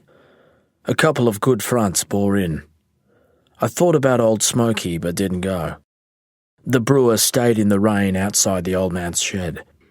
I surfed the point a couple of times on my stubby little twin fin, and when the Angelus crew nodded or smiled, I paddled past with a hauteur as counterfeit as it was unnecessary. I spent all my free time out at the house with Eva. In the woodshed, the bathtub, the bed. I helped with her rehab exercises and carried shopping up the stairs. In the sack or out in the yard, she gave the orders and I was glad to be told. She was spiky and restive, yet we still had our laughs. One day we drove out into the forest and ate chicken and drank champagne and made love in the bracken beneath the carries. We played backgammon by the stove on stormy afternoons and fooled with the dog. We made silly paper hats and listened to Captain Beefheart records. A few times I went down on her to the sound of whale songs or Ravi Shankar. It was all the same to me. Now and then she cried for an hour and wouldn't let me touch her. I told her I loved her and I believed it. She pushed me away, drew me back. I was elated, miserable, greedy, grateful. There were afternoons when I retreated to the veranda sick with guilt, and an hour later I'd be labouring over Eva's shining back with her hair in my fists. I cowered at the thought of Sando. I uttered his name as a curse in his own bed, and she liked it. During those Saturdays and Sundays with Eva, as autumn quickly became winter, I told my parents the old lies, that I was surfing at the coast or doing jobs for Bill Sanderson and his wife. I was careful to come and go as usual, but I'll never know how well I really concealed myself from them. There were moments when I was certain they suspected something amiss. when a glance passed between them at the mention of Sando's name. But I always put it down to my own paranoia and the fact that Looney's old man had been bitching around town. My absences, after all, were hardly out of the ordinary. I came home on weekend evenings damp-haired and dead tired as ever. I tried not to seem distracted. I refrained from carping about their strange, dowdy habits. I was anxious to make myself inconspicuous. Whether I came home morose or elated, I found I could manufacture a deceptively even demeanour. I believed I was alert to their moods, but really my concentration was elsewhere. My mother and father became figures in the background. They'd always been quiet and solicitous, but throughout my adolescence, and especially during this period, they became so insubstantial that I hardly knew them anymore. I didn't know what they thought, what they suspected, what their lives had become. I could only think about Eva. Eva. I watched her when she was present, and conjured her when she was not. She was no longer a girl, but not a woman in the way that my mother was a woman, and I simply couldn't stop looking. At times she basked in the attention, though at other moments she refused to indulge me. When she complained about my dog-eyed stare and waved me away, I found ways to watch her without her knowledge. I particularly loved to watch her sleep, for then she was the picture of a body smitten. In sleep she looked thrown down by passion and fatigue. She drooled a little, and the tiny thread that glistened on her cheek was like the silver tracks of moisture inside her thighs. She was taller than me, heavier, stronger. Her bad knee was hotter to touch than the uninjured one. Her tongue often tasted of cornflakes or the brassiness of painkillers. When she wound her hair into a braid, it was a shining hawser, heavy yet supple in my hands. If she was excited or angry, there was a wheezy edge to her breath. When she hyperventilated, this wheeze of hers had shadow sounds in it, a multiplicity of breaths. I watched her so long that I saw her body was a sequence of squares and cubes. Her teeth were square, so were her ears. Her breasts and buttocks were block-like. Even her calf muscles, which squirmed beneath my fingers, had corners. She had wide, blunt hands with square nails and deep ruts at the joints. And her feet were the same. I thought about her shape as I painted her toenails cool green. She pressed one cubic heel against my heart, while the other lay playfully in my lap. How I watched her. What a catalogue I made of her movements. I saw her pee, watched her shave her armpits. She said I was a pervert, and I wondered if I was. I knew Eve had a Utah driver's license and a sheaf of family snaps in her shoulder bag she refused to show me. I was curious about her family, about Salt Lake City, but she was reluctant to talk about any of it. Although I was tempted, I never touched her bag or went through her cupboards. I was content to wait until she relented, convinced that she would, and in this, at least, my instincts were vindicated.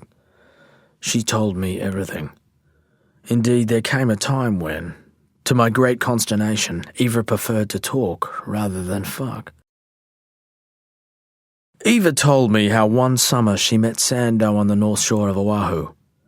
She was out from college in California, and he was shaping boards for an outfit that shipped them back to the West Coast. There was a party at some ramshackle plantation, and she liked the look of him, loved the accent, and they got bombed on Maui Wowie and left together. They spent the entire week in her hotel room at Waikiki, which got him sacked from his shaping job. So he followed her to San Francisco until the winter. Sando didn't much like the cold, and the sea made Eva uneasy, but each instinctively recognized the other's obsession. He was older, but so strong and lovely. He was glamorous in his sun-bleached way. The sex, she felt obliged to tell me, was sensational. When winter arrived and the Pacific swells returned, his surfer friends began to call, and she knew it would only be a matter of time before he flew back to Oahu. Eva tried not to take it hard. It had been fun, but she had her own season to look to. Snow was falling in the Rockies. Every fresh report got her jangly, and before Sando could leave her, she caught a plane east. But she couldn't believe how much she missed him. Late that winter, drunk on peppermint schnapps, she phoned him from New Hampshire. Next morning, Sando packed a duffel and went to her. From Hawaii to the snow. It was quite a move for Sando. She taught him to ski, downhill and cross-country, which kept him fit and sane. And she even found him a snurfer, the closest thing to a surfboard she could offer him up there in the mountains. But she never expected to win him away from the sea for long. They made love and drank hard and dropped acid, never talking about his own stalled career until the season was over. And by then she said he'd gone all Van Morrison on her. They summered in Malibu where half the surfers were junkies and the whole scene made him sick. He got reading and took on new ideas about diet and training regimes and meditation. When it came to training, Eva still preferred the party method. Sando said she relied on bravado more than technique. He told her she travelled on pure entitlement, not achievement. There was an almighty blow-up and she threw him out. He slept on the beach, surfed, and ran all day. She took him back and got fit. He worked her hard. Next winter he travelled with her as coach as well as lover. His mental discipline fortified her, and she flourished. She went from being a gifted but lazy competitor at the fringe, just another moneyed dilettante, to becoming a serious name. Periodically, Sando flew to Hawaii or drove down to Baja for waves. She understood how he needed it. He came back brown and scarred and happy. Those days, said Eva, they were the life.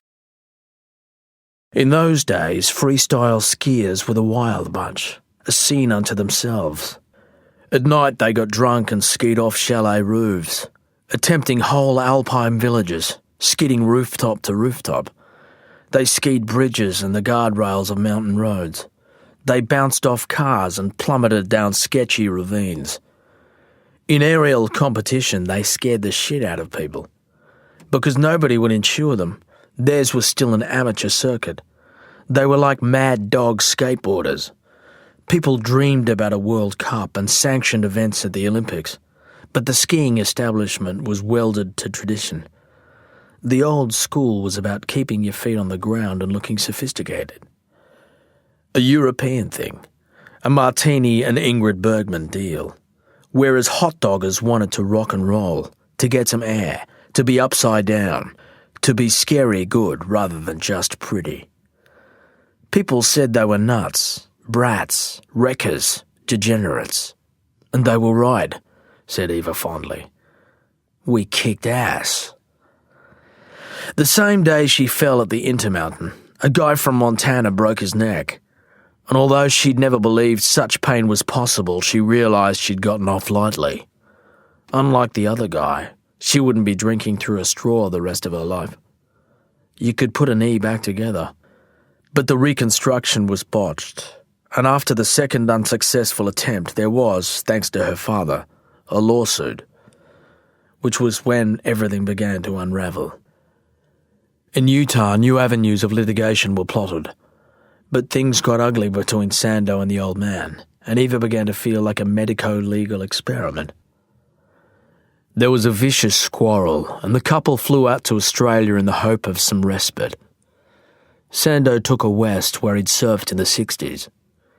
They bought a piece of coastal bush, and he started building a house, but before he could finish it, Eva convinced herself she was better, and they flew back across the Pacific for the new season. But the knee hadn't come right. The first moment she was back in skis, she sensed weakness, but told herself she'd manage. Yet it only takes a sliver of doubt to make you vulnerable. When you're 50 feet in the air, your only armour is conviction. Regardless of how hard you've trained, the moment your self-belief wavers, you're in danger. And because she was anxious, she hurried slightly. That's all it took, rushing the manoeuvre. And she nearly got away with it. But the landing was heavy and unbalanced, so that one leg took the bulk of the impact. Wrong angle, wrong leg, and the knee collapsed. She cannoned, wailing into the crowd. She hadn't skied since. Eva said that the moments before she landed were her last happy ones. I didn't want to believe her, but she was adamant. She wanted me to understand. Being airborne, sky and snow the same colour, her skis a defiant cross against the milky blur. When she spoke about those ghostly, quiet moments, she wasn't bitter or wistful, but the awe in her voice unnerved me. "I miss being afraid," she said. "That's the honest truth." In time, there was neither much sex nor talk to be had at Eva's. We smoked hash and gazed out at the rain, and I wondered if she'd decided that she'd already said too much. For a while, there'd been such angry, urgent passion, and then a lightness between us, as though Eva's rage had subsided. It was then that I got to know her better, when she began to tell me about herself. I felt I'd been chosen all over again. I was enlarged by her trust. It felt like love, or friendship at least. But our fellow feeling grew thin. Eva became restless again, and mean along with it. She needled me. She seethed and provoked. She took more pills, smoked so much hash she seemed absent half the time. If she looked my way, she made no effort to disguise her indifference. Those rare occasions when she took me back into her bed, she shouted Sando's name in my face. We fucked until I was in pain and she was in tears. One Saturday morning, after such an unhappy encounter, she got out of bed to go to the bathroom, and when she returned I saw the shape of her belly. There was a new tilt to her pelvis. She saw me staring. "What? Nothing? I'm puffy," she said. "Nah, it happens every month." "Really?" "Jesus, Pikelet, don't you know anything?" "No," I conceded miserably. "I don't know anything." "Poor baby." "Well, I know you're bored with me." "Yeah," she said, "but it's not really your fault." I felt tears coming. I clenched my teeth against them. "Listen," she said as though offering me a lifeline. "I have a game we can play." From the bottom of the wardrobe she brought out a strap and a pink cellophane bag. The strap had a collar and a sliding brass ring. I snorted nervously, waiting for the joke. But Eva handled these new props with a reverence that brought a falling sensation to the pit of my guts. "I don't get it," I said. "I'll show you," she murmured. "What if I don't want to?" "Then I'll be disappointed, I guess." Eva sat on the bed beside me. She drew the leather across her thigh while I lay there considering the likely ramifications of her disappointment. "So," I said, "show me. You know how to hyperventilate, right?" I nodded warily. "Well, it's kind of like that." I looked at the padded collar and the brass ring that did the work of a slipknot. From where I lay, I could smell the sweat and perfume in the leather. "You hang yourself?" "Sure, sometimes." "Fuck. Why?" "Because I like it." "But why do you like it?" "Because, little man," she said, flipping it at me playfully, "it makes me come like a freight train." "Far out," I muttered. She smiled. I tried to take it in. "So, how do you know when to stop?" "Practice, I guess." "You should know." "Me? Give me a break." "Come on, Pikelet," she said soothingly. "I've heard you guys talk. Spots, stars, tunnel vision. You want me to hang myself?" "No. Well, there's no way. Of course not. So, what then? What do you want me to do? Eva became girlish for a moment. She put her fingers through my hair. I just want you to watch. Geez, Eva, it feels better, I can't tell you. I don't know. And it's safer, like having a dive buddy. I sat up in bed, anxious and revolted. I hated the sharp leather smell already. I can't, I said. You shouldn't ask me. She sighed. Okay, sure. Eva swept her props off the bed and began to dress. I felt the sudden weight of her disappointment. The day was over already. I'd be home early. I'm sorry, I said. Sure, she murmured, pulling on a t-shirt. It's just, I'll make do on my own, Pikelet. I'm a big girl. But it's not safe. Well, no guts, no glory, huh?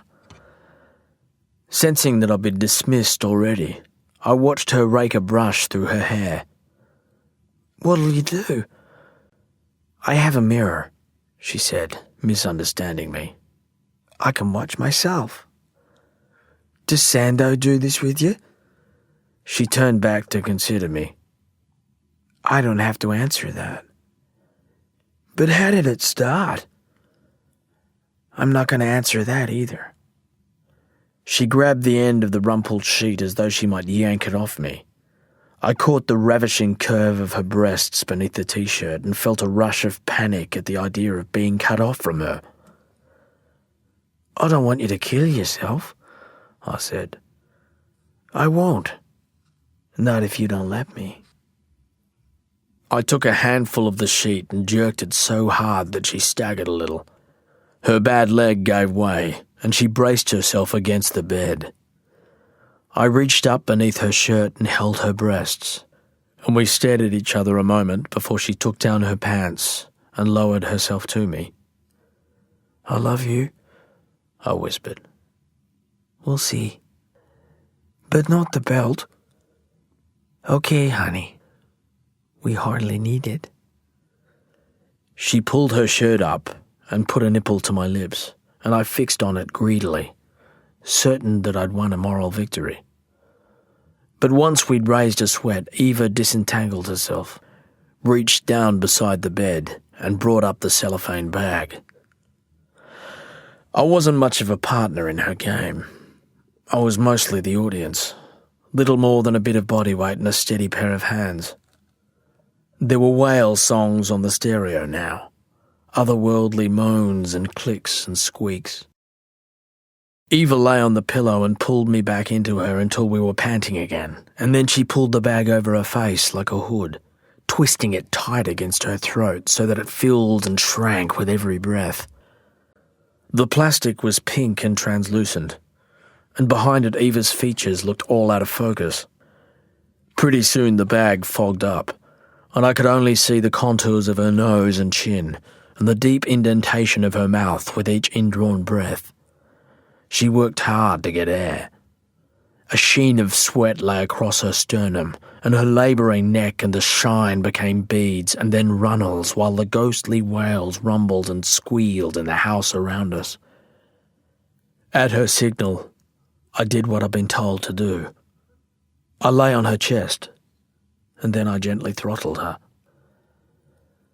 Before she began to shudder, I thought of boys falling to the ground in swoons, mottled faces, blue-white lips, the stiffened limbs of the poleaxed, like steers given the bolt in the killing yard.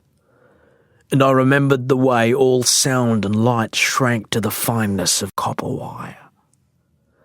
The muscles of Eva's pelvis twitched and clamped, and I came before I saw that she'd lost consciousness, before I tore the bag away, before I even let go of her neck. Only the dog stirred me to action. I didn't even hear the poor creature come in, but something had roused it from slumber down beside the stove, for it was suddenly there on the bed, growling and butting and snapping at my arms. The bag came away with a hank of Eva's hair. She was white-eyed and drenched. Her neck rippled with tiny tremors, and I began to shout over the mad, scrabbling dog. "Eva! Breathe!" I was 15 years old and afraid. Sex was, once more, a confounding mystery. I didn't understand love, or even physiology. I was so far out of my depth it frightens me now to recall it. Yes, I was scared, but not nearly scared enough. I didn't understand just how perilous Eva's predicament was. With the dog there, I didn't dare slap her or shake her. I simply yelled. There was, at last, a snagging noise deep in her head. It was not unlike the sound the old man made in the middle of the night. Then there came a gasping spasm. Eva's arms flew out so hard and suddenly that I took a blow to the ear. Her legs jerked. She began to whoop in air. I knew Eva was expecting me, but I didn't go back next day. Instead, I got up early, limp with fatigue, and wandered through the forest in the misting rain. No one was about, and I was grateful because I was a mess. The longer I walked, and the hungrier and tireder I got, the angrier I became. I'd been an idiot. I saw it now. It wasn't Eva's fault her life had gone the way it had, and I didn't blame her for whatever it was that she couldn't or wouldn't explain. She was what she was, and I loved her. But I couldn't kid myself it was mutual. She might require me now, but she didn't love me. It had only been a matter of weeks, but already I couldn't think how it had begun. Had it been an accident, this thing between us, or did she plan it, right down to the advent of the cellophane bag? And why me? Because Sando wouldn't play her game?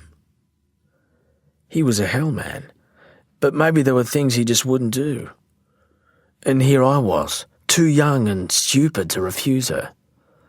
How could he hold out so long? Eva Sanderson was not an easy person to deny. Did he resist out of love, or from discipline? Either way, I admired him for this at least. I loved his wife, and I wished he'd come home and save me from her. I called her from school on Monday, and at first she was peevish, and then she cried. I'd rung to say it was over, that I couldn't come out anymore, but I couldn't get it said. By the time I hung up, I felt like a bastard for making her cry. Next day, the VW was out on the street at lunchtime in the shade beyond the gym. My heart jerked at the sight of it. "I'm sorry," Eva said when I drew up to her window. "I'm sorry too," I murmured. "Let's go for a drive, huh?" I looked over my shoulder a moment. There were kids kicking a Fanta can across the netball courts. "I've only got half an hour." "Sure, get in." We drove to the War Memorial and looked out across the Sound and all its islands and bays and sat for a time in silence. It seemed to me that she was working her way up to saying something important. And then she reached across and put a hand in my lap. "You're kind to me." "Kind? Nobody's as kind as you, Pikelet." "Really?" "Really." She unbuttoned my pants and drew out my aching cock and went down on me there in the noonday car park. Within 10 minutes I was back at school. I didn't call again all week, but when Saturday came around I rode straight out to Eva's. The dog seemed leery of me, but she was smiling. "I feel like walking," she said. "You want to hike?" "What about your leg?" "I want to push it some." "Well," I said, "if you reckon." We hiked out across the wooded hills toward the cliffs with the dog darting ahead. There were no roads.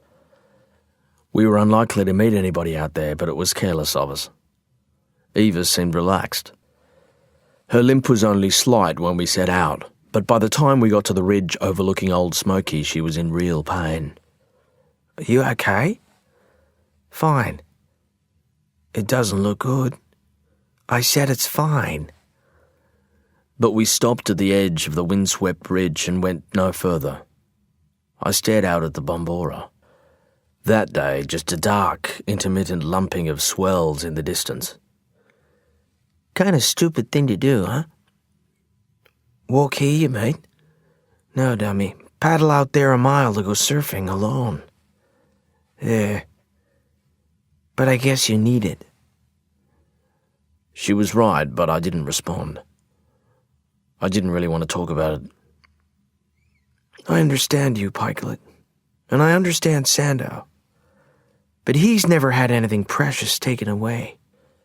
Ava, but you, she said, taking my hand. You're different.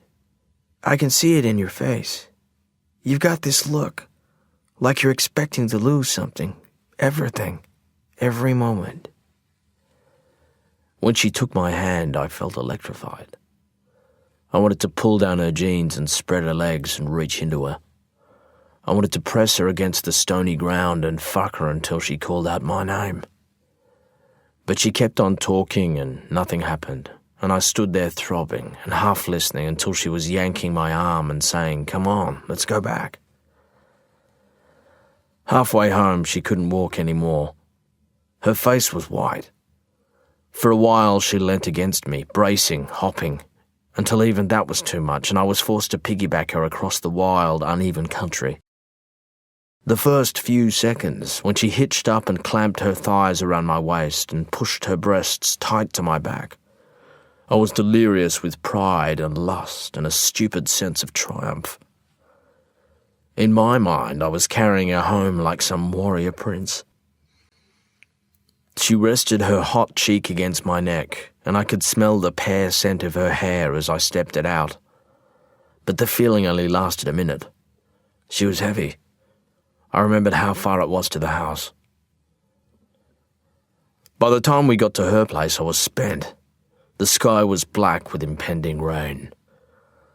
The dog trailed us listlessly into the yard and slumped into the undercroft while I levered Eva the last few feet up the stairs. She snatched her pills and the hash pipe and lay back on the sofa until she could speak again. "You're right," she said. "Right to expect it all to be snatched away from you, Pikelet. Because it will be. It can be. And hey, maybe it should be." I didn't like the tone of her voice. I figured I'd better go. But I stayed. We took a bath together like people in the movies. We smoked a little hash and climbed into bed, and when her plastic bag came out, I did my best to please her. For a week or two, Eva came by the school or I wagged classes and met her on the wharf so we could drive out to lonely beaches.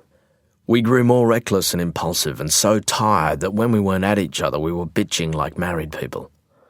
And on weekends, despite myself, I strangled her. I hated it. In time, I saw that for her, everything else was mere courting, payment for what she really wanted.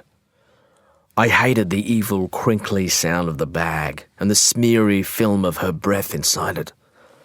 I came to hate all masks and hoods and drawn faces without features, and in retrospect, I see that I probably hated Eva as well. Somebody once told me I was a classic addictive personality. I laughed at her.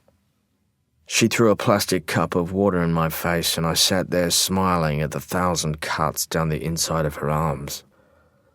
Staff appeared around us crisp and silent as ghosts. When I was born, I said, I took a breath and wanted more. I found my mother's nipple and sucked. I liked that. I wanted more. That's called being human. I know what you are, the woman murmured.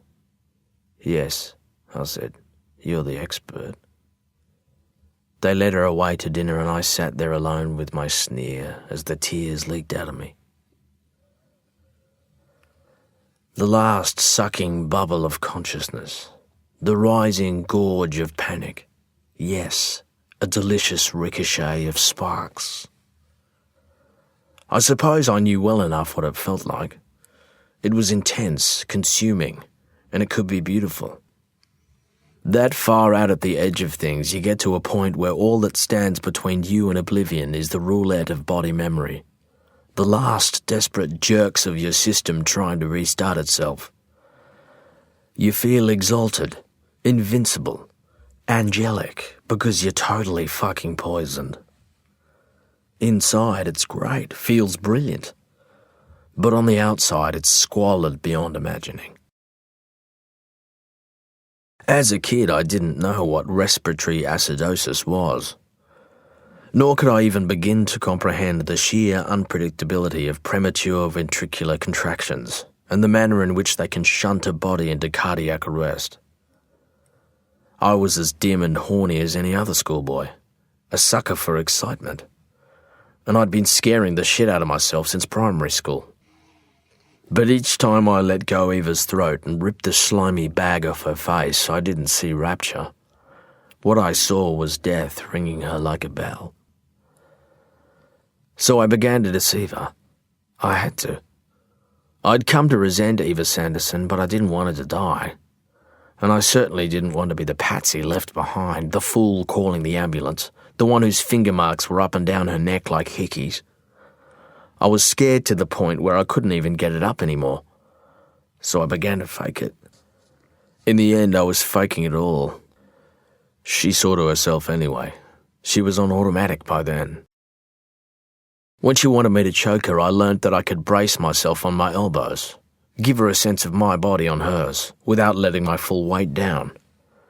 When I held her throat, I made all the noise of exertion while applying less and less pressure. I slipped my fingers under the bag to break the seal. I blew air across her face while pretending to shout at her.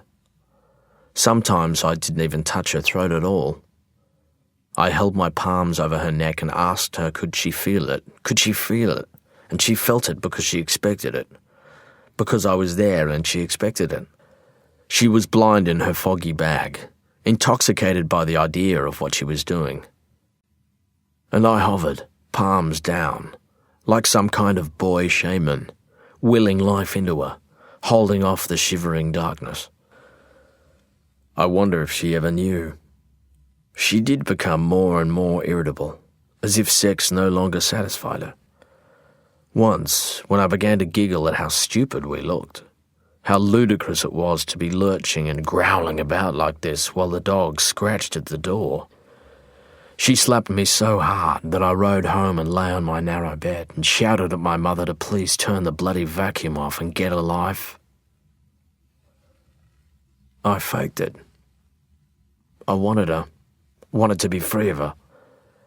Yet I was afraid of her, and afraid for her. I was trapped. It was as if some mighty turbulence had hold of me, and nothing, not even Sando's return, would ever rescue me. But something did come, a bolt of indigo lightning, the livid vein that had begun to fork across Eva's tight belly. You couldn't mistake it. Not even I was so dense as to miss it. I was on the bed one afternoon, spent and full of loathing, when she limped up naked from the steaming bathroom, a towel coiled on her head. It was right there in front of me. "Eva," I said, "you pregnant?" Something in her face gave way. She ricked the towel down and tied it about her waist. In a few more weeks, she'd need a bigger towel. "I was fixing to tell you." "Really?" "Go home," she murmured. "The fun's over now." "Fuck," I said. "Fuck you." "Come on," she murmured. "You knew it had to stop somewhere. I can't do this shit with a baby coming." "Is it mine?" "Don't be absurd." I tried to count back, but I didn't even know which numbers I required. "I can't believe it." "Well, believe it. It's true." Even as I lay there, I felt my shock becoming relief. Not so much that the child was not mine, but that I'd been delivered. A new force had stepped in to present her with a defining choice. Eva went back down to the bathroom and wiped the steam fog from the mirror and brushed out her hair while I stood in the doorway to watch. I considered her wide shoulders and broad back, her narrow waist, the square womanly buttocks and the way she favoured one leg even while dragging a brush through her long wet hair. I felt strangely bashful, as though we'd been restored to our proper roles. Here I was again, a visitor in her house, a schoolboy standing unbidden in the doorway to a grown woman's bathroom. The plain light of Saturday afternoon was everywhere in the house. You want me to chop some wood? No, she said. Thank you. Go home. On Sunday, I surprised my father by joining him at the back fence to slash the winter weeds and burn what couldn't be hacked down. He seemed hesitant, almost fearful in my company. At day's end, as we tended the smouldering edges of the firebreak with bag and hose, he cleared his throat and spoke. I had Looney's old man here yesterday. Oh, yeah? I said. You know he's not my sort of fella. I know what you mean. But he's been talking about the people you see out the coast. Says Looney's gone off the deep end. Won't listen to reason. Son, he used to be your mate. Yes, I said. I don't understand it, but I don't think you should go out there anymore. I nodded. If you like. He smiled, and I felt cheap about how easy this was to concede to him when a month ago I would have told him to mind his own business. Good boy, he said, wiping ash across his stubbled chin. Good lad. Little more than a week later, Sando returned. He came running out from the BP servo in Sawyer, and I nearly shat myself. He looked dark and grizzled and happy. Hey, he said, I'm going to be a father. Far out, I said. I thought you looked different. Incredible, eh? Yeah, man, congratulations. We shook hands awkwardly. Shit, he said, holding my hand with a grip just short of painful. You chopped a bloody lot of wood out there, mate. Well, I said. Not much swell. Didn't want you to think I don't notice these things. I laughed uncertainly. I couldn't read him. I wondered if the smudgy bruises on Eva's neck had lingered, or if I'd left something out there to give myself away. It occurred to me later they could have fessed up to one another about their weeks apart, and perhaps this was their way. Hey, how was the trip? I stammered. Lively. Did you get waves? Jesus, we got everything. Seasick, shot at, seen off, spider bitten, infected, deported, and yeah, honking waves. Haven't seen Looney? I said. You and me both. You mean he's not back? Little prick blew me off. Took a boat to Nias. What happened? Didn't want to come home, I suppose. Man. Willful little bastard, isn't he? Fucking nuts, actually. At that moment, Fat Bob the mechanic sidled out from the shadows of his workshop. Sando slapped me on the shoulder. Hey, keep an eye on the weather. We'll do Old Smoky, eh? All right. Gotta go. Come out sometime. Okay, I'll do that. But we never surfed Old Smoky together again, nor did I visit his place while he was there. I did my best to stay away. There are spring days down south when all the acacias are pumping out yellow blooms and heady pollen, and the honey-eaters and wattlebirds are manic with their pillaging, and the wet ground steams underfoot in the sunshine, and you feel fresher and stronger than you are. Yes, the restorative force of nature. I can vouch for its value, right up to the point of complete delusion. I go down sometimes on leave to cut the weeds and burn off the way my father did, to surf the point and collect my frazzled wits. But I've learnt not to surrender to swooning spring. In spring you can really ease off on yourself, And when that happens, you'll believe anything at all. You start feeling safe, and then pretty soon you feel immune. Winters are long in Sawyer. A bit of sunshine and nectar goes straight to your head. I saw Eva in the general store. It was October and she was in a long skirt and sandals. She stood in the narrow aisle considering a bin full of mouse traps. She was fuller in the face, and her hair was held back with barrettes. At the sight of her pot belly, I felt a tiny stab of lust. I wheeled around and heard her say my name as I slipped out of the shop and into the sleepy street. In November, Frank Loon confronted Sando in the street and took a swing at him, but the younger man was too quick. There was a bit of push and shove outside the bank, during which Mr. Loon uttered threats. From then on, it seemed that Sando and Eva did their shopping 30 miles away in Angeles. I wasn't sleeping much. Some nights I got up and slipped out to the old man's shed to sharpen his tools. One morning, my mother found me asleep out there with the axe at my feet. She asked me if I had some troubles, but I said that I didn't. I probably thought I was telling her the truth. I rode out to the coast some weekends to surf. Several times I hiked up behind Sando's place to hide in the peppy scrub and watch the house. I stayed downwind for fear of alerting the dog, and though it found me one time, it didn't give me away. I saw Eva pegging out laundry in the sun, saw the shine of her bare belly, saw the bras and undies she was hanging up, and felt like a dirty schoolboy for watching.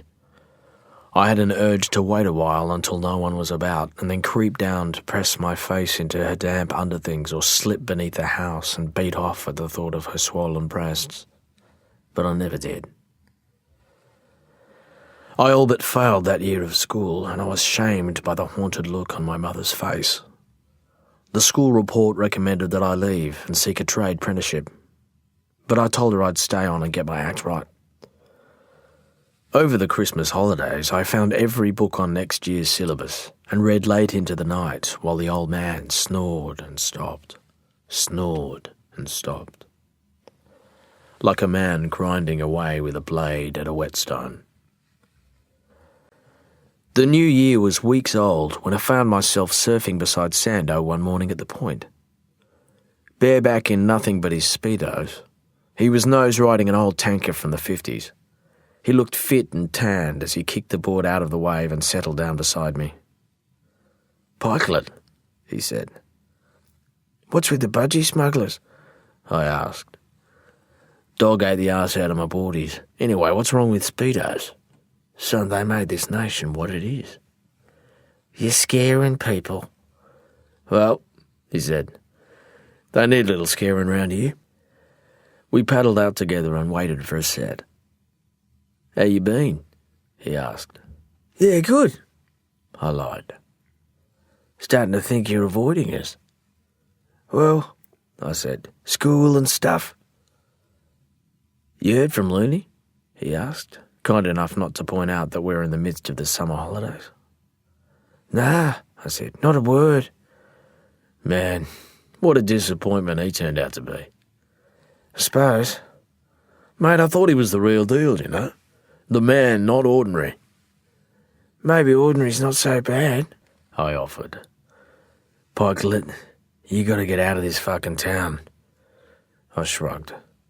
"Come and see us, you dick." I caught a wave in and walked up the hot sand to where Eva lay in the sun with a book. She wore a ragged straw hat and her hair was glossy and her skin was tanned as I'd never seen before. She cut quite a figure in a polka dot bikini. Her breasts were huge and her belly shone. Her distended navel was like a fruit stalk. When she saw me, she hoisted herself to her feet. I took in the lavish sway of her back and smiled. "Gross, huh?" "No," I said, conscious of passing bathers. "No, it's beautiful." Jesus. "No, honest. You really are a pervert," she said with unexpected tenderness. "Takes one to know," I said, grinning sadly. "We're leaving, Pikelet. after the baby comes. Ah, I said. I should have been relieved, but I felt a twist of panic, and it must have shown. Do you really mind so much? I picked wax from the deck of my battered twin fin. Pikelet? Can I see it? I asked without looking up. Oh, baby, no. Just once, please? Pikelet. You owe it to me, I said without properly understanding what kind of threat I'd uttered. Shit, Pikelet. I'll leave you alone, just once. I never would have blown the whistle on her. I couldn't have done it. But for her, at least, this must have been real and present danger. Yeah, she said so bitterly that it felt like a blow. For old time's sake, right? On a Thursday, while Sando was in Angeles, I rode out there and was met by the dog. Eva wouldn't let me upstairs, so we went without preamble into the shadows of the undercroft, where the smells of soil and wax and fiberglass were all about us. I knelt and lifted her dress and kissed the hard projection of her belly, while she ran her hands abstractedly through my hair. Her breasts were long and heavy, and between her legs everything felt fat and wet and ripe. Hurry, she said. I'm sorry, I murmured. Yeah, well, we're both sorry now. She turned and braced against the workbench, and we took it slowly and carefully. I held her gorgeous belly and saw the veins stand proud in her neck and the sweat gather on her back, and when it was over, neither of us pretended to be happy. I never saw the baby. In February, the old man copped a flying belt at the mill. The initial report made it seem like a let-off. It could easily have been a walking blade or worse, and there were no severed limbs. But when Mum and I got to the hospital in Angeles, we saw that half his face was mashed, and they told us he'd suffered a major skull fracture from the steel beam he'd been thrown against. Nobody's fault, just a freak accident. He never regained consciousness. Eva had her baby in the same hospital while Dad was there. A boy, or so I heard. Eva and the child were long gone by the time the old man died. We buried him in the Pioneer Cemetery back along the river. His mates from the mill came. Frank Loon was there, but the Sandersons stayed away. They may have already left town. My father's death hit me with a force that felt targeted and personal. I felt chastised by it, and it really pulled me up. Afterwards, Mum looked at me fearfully, as though I was a stranger. Now I knew there was no room left in my life for stupid risks. Death was everywhere, waiting, welling, undiminished. It would always be coming for me and for mine, and I told myself I could no longer afford the thrill of courting it. Driven by loneliness and remorse and a desire to compensate my mother somehow, I put all my energies into study. I didn't surf much, and I kept to myself to the extent of being thought a weirdo. My last 2 years of school were empty and desperate. But through a regimen that relied more on hard discipline than intellectual curiosity, I dragged myself from the bottom of the class and began to make headway. Eventually, my marks were excellent, but my heart wasn't in it. People said the old man's death was the beginning of the end for the mill, and they were only half wrong. It reeled from crisis to crisis for another decade. Mum got a modest payout, which left her free and clear with the house as well as a pension. She saved enough to put me through university, and I did my best to be a dutiful son. She never accused me of having forsaken the old man for Bill Sanderson or abandoned her for Eva, though I couldn't have blamed her if she had. I'd absented myself from their lives so long, and the unspoken hurt from it lingered for years. We tried to find some closeness, Mum and I. I wrote every week from the city and phoned her every few days. I drove home some weekends, and at semester breaks I stayed weeks at a time. I tried to show I loved her, but our relationship was a polite, undeclared failure. There was tenderness but no intimacy, and in this regard it could have been a rehearsal for marriage. At 20, after years of barely surfing at all, I went to Bali and finally saw the cave at Uluwatu. I climbed down through it to the sea and surfed the big winding left-hander for an hour, amped but totally out of condition. I had a bad fall, blew a disc in my back. It took me a week to get home to Perth, and when I did, I went to pieces. The prolapse sorted itself out soon enough, but I had a kind of breakdown. I was only a few weeks from finishing my degree. I never returned to see it through. Instead, I holed up in a caravan on a sheep station and put myself back together as best I knew how. Grace Andrews loved me. Even after she grew wary, there was that to remember. She taught in the zoology department of the university where I worked as a lab technician. My mother adored her, was overjoyed when we married, and I was euphoric, never happier in my life. We had 2 daughters, so beautiful I could never stop being anxious for them. And now they're women, old enough to find me more an amusement than a puzzle. When Grace was pregnant, she said I was weird about it.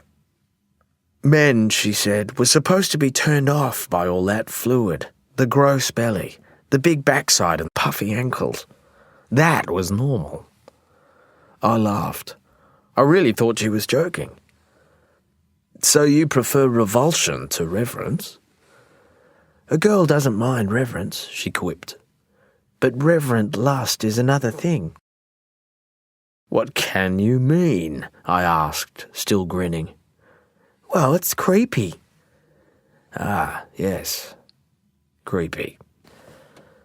There was yet a hint of laughter in our voices, but I was unnerved by the exchange. Years later, when it shouldn't have mattered anymore, I made the mistake of returning to this conversation as I dropped the girls home one Sunday afternoon. There'd been a photo of an actress naked and pregnant on the cover of a glamour magazine, which sparked a surprising furore. To my mind, it was a rather brave and beautiful image, but I was curious about what Grace might think. She seemed annoyed that I'd even bring it up. Grotesque, she said, as the girls hauled their bags up the steps to her door. Now they're mainstreaming porn. Okay, I murmured.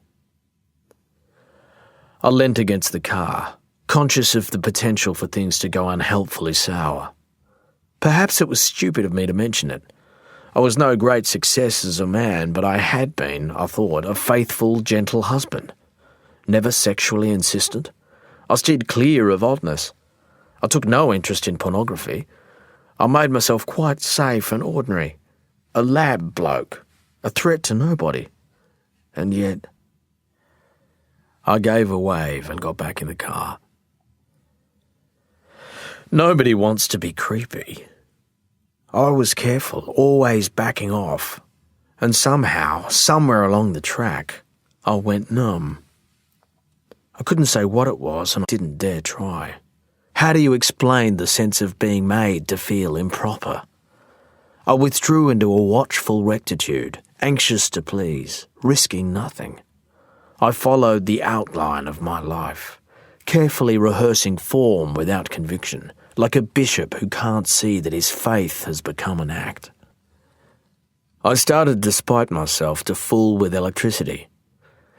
A couple of times I came to on the tile floor at work, down beneath the sinks and benches where the odours of agar and disinfectant and formaldehyde brewed like some obscene secret, and the return of consciousness brought with it a sad blankness, like the lingering melancholy after sex. I didn't understand this behaviour. I had no special interest in electricity. Granted, it's a potent, tangible presence in a world that's cast off presences. It was just a moment of righteous sensation, like a blow to the head. It knocked me down. It hurt like hell. But it was something I could feel. In a dentist's waiting room during a year I can barely recall, I came upon a photo of Bill Sanderson in a travel magazine. It seems he'd come to preside over quite an empire. Snowboards, alpine apparel, all dripping rebel chic. The interview mentioned his wife Eva and their son Joseph, a good Mormon name. There was much talk of risk in the financial sense. Sando was a kind of investment guru, a motivational speaker of some note. Out on the Aspen slopes, he looked like a grizzly, sun-bleached Chris Christopherson. A man arrived. It was my mother who sent the news clipping about Eva Sanderson. I still don't know why she did. Until that moment, I never gave her sufficient credit to imagine she might take some little pleasure in passing it on. But the chances are she simply thought I'd like to know. Without the slightly lurid details and the connection to Utah wealth, Eva's death might have gone unreported. In any event, it only earned 2 inches of a Reuters column. Eva was found hanging naked from the back of a bathroom door in Portland, Oregon. A Salvadorian hotel employee discovered her with a belt around her neck. The deceased had been the sole occupant of her 5-star room. The cause of death, cardiac arrest as a result of asphyxiation. There was no one I could talk to, least of all my mother. Grace found the clipping and wanted, with good cause, to know what it signified. But I couldn't say. I wouldn't risk setting off the rolling mass of trouble inside me. I choked it down, at quite some cost. You couldn't blame Grace for how things went. She just wanted to be happy. She had a career to look to, and she was anxious for the girls. And in the end, I wasn't fit. There's no question about that. Afterwards, I had myself put away for a spell. I only signed myself out to go to my mother's funeral. A day of hard and vivid feeling. I took the burial as a sacrament of my own failure, as much as a tribute to my gentle mother's life. My girls were there. They seemed happy to see me, and I couldn't hold their wariness against them. Grace left her new bloke at home, though she needn't have. I would have behaved. She seemed wistful but determined, and it clearly upset her to see me looking the way I did. I had a few scars by then and was woozy with pills. I felt the hopeless tug of love as she led the girls towards the car. The mourners around me were careful but not afraid. I've never been a violent man. Just a little creepy, it seems. I didn't go back to the hospital. I broke an undertaking, got in a car and drove east, as far away from the sea and the city as possible. When I was on the ward, there was a tall, reedy bloke who carried a Bible with him all day. He had a habit of fixing on things you said during group work and hitting you later with a few pithy verses to be going on with. He had me down as some kind of compulsive, not miles off the mark. But I wanted to pull his ears off when he told me that a man who even thinks about having his neighbour's wife is already an adulterer. "No, Desmond," I told him. "Bullshit. Can't deny it. You get ideas, we all get ideas, thoughts, and most of them come and go without causing anybody grief." Desmond shook his head, and I wanted to get him by the hair, squeeze the poison from his head. Wanted to, but didn't. I told him he was sad and dangerous, that he shouldn't say such things, especially not to vulnerable people like us. I was well and truly wigged out at the time, but still sane enough to know there's a world of difference between thinking things and doing them. "You lack morality," he said mildly enough. "You call that morality?" I said, trying not to shout. "Robbing people of the distinction between thoughts and actions?" "Sport," said Desmond. "I tell you this out of love. You are a captive of evil." Talk like that frightened me because in an unsteady moment you could believe it. I was tired and sad and fucked up, but I wasn't going to give in to bullshit.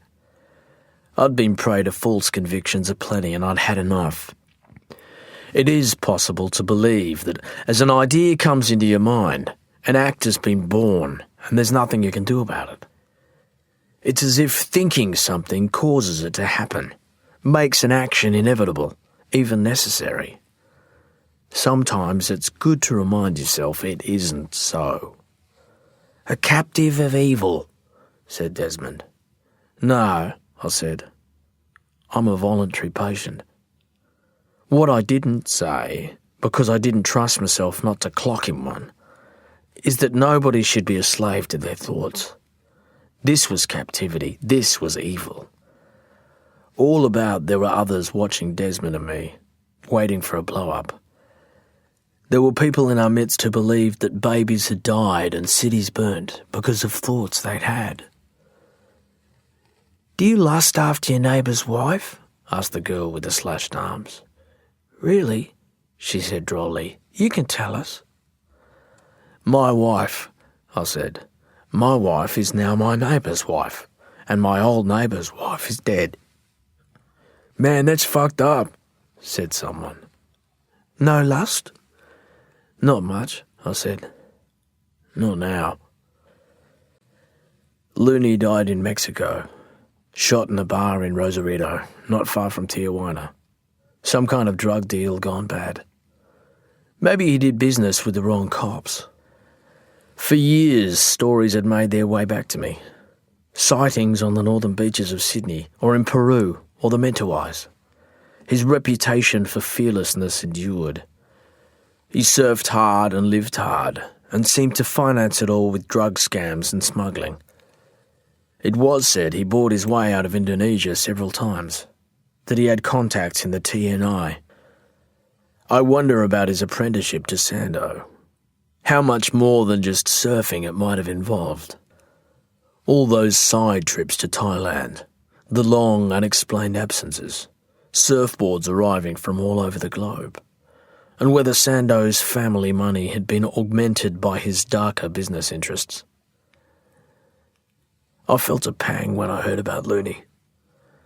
It hardly sent me into a spin the way Eva's death had, but I felt hollow, as though there was suddenly less of me.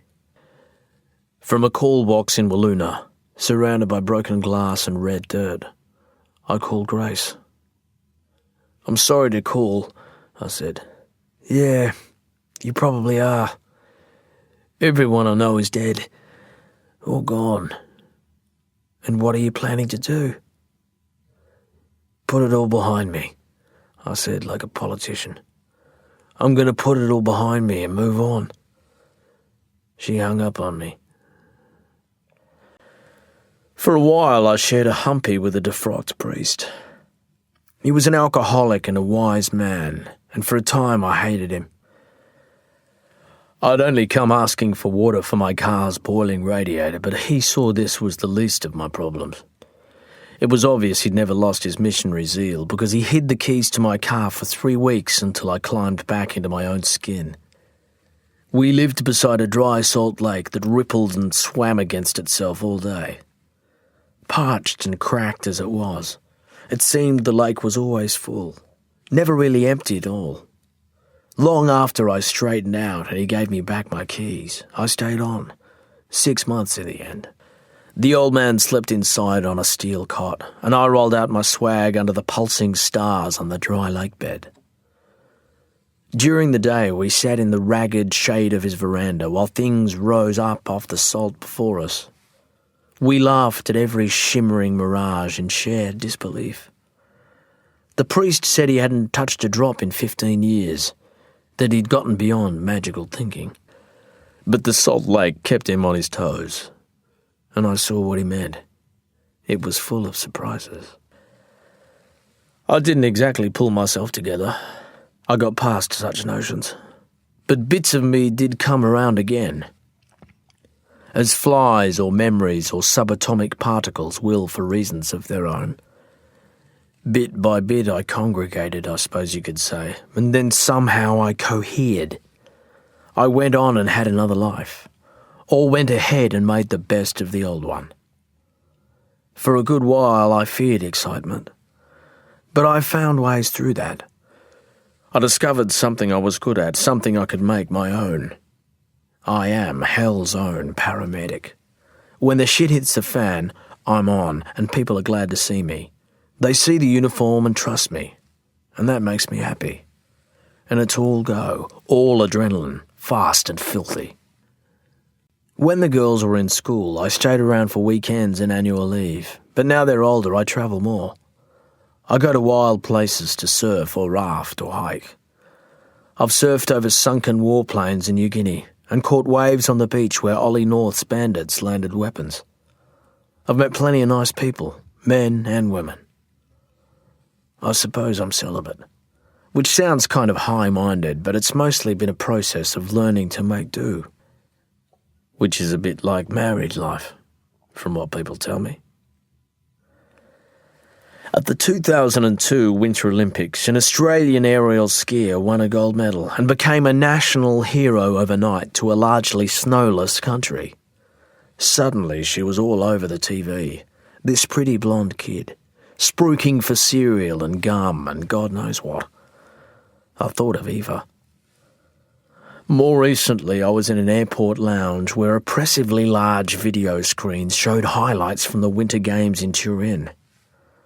For 10 minutes or so, we had to watch replays of an aerial skier coming unstuck. The high, twisting trajectory. The quarter rotation too far. You could see the brute fact of her ruined knee as she landed. We got close-ups to confirm it. And there was something ghoulishly excitable about the commentary intoned over the footage as it played time and again. Passengers around me barely stirred. They were tired, and this high-wire ski stuff was old hat already. Yet there she was, this girl, careering down the mountain on her back in a scouring spray, trying to hold her leg together, howling, over and again.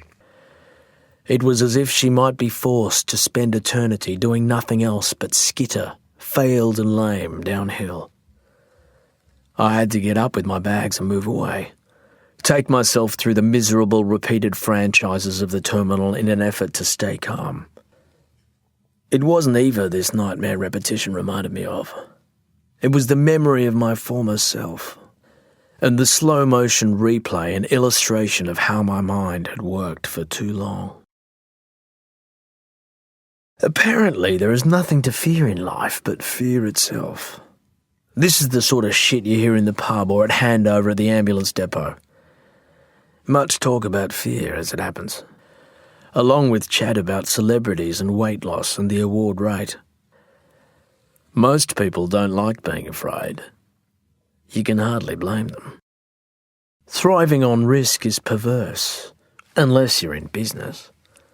Entrepreneurs are valiant, but base jumpers are reckless fools.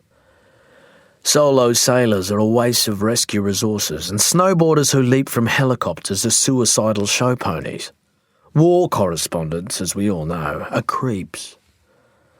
Some risks, it would seem, are beyond respecting. Meanwhile, nearly everyone is terrified that this, whatever life has become, is it. And what's worse is, it'll be over soon. That kind of fear, like toothache, can be accommodated. Well, most of the time.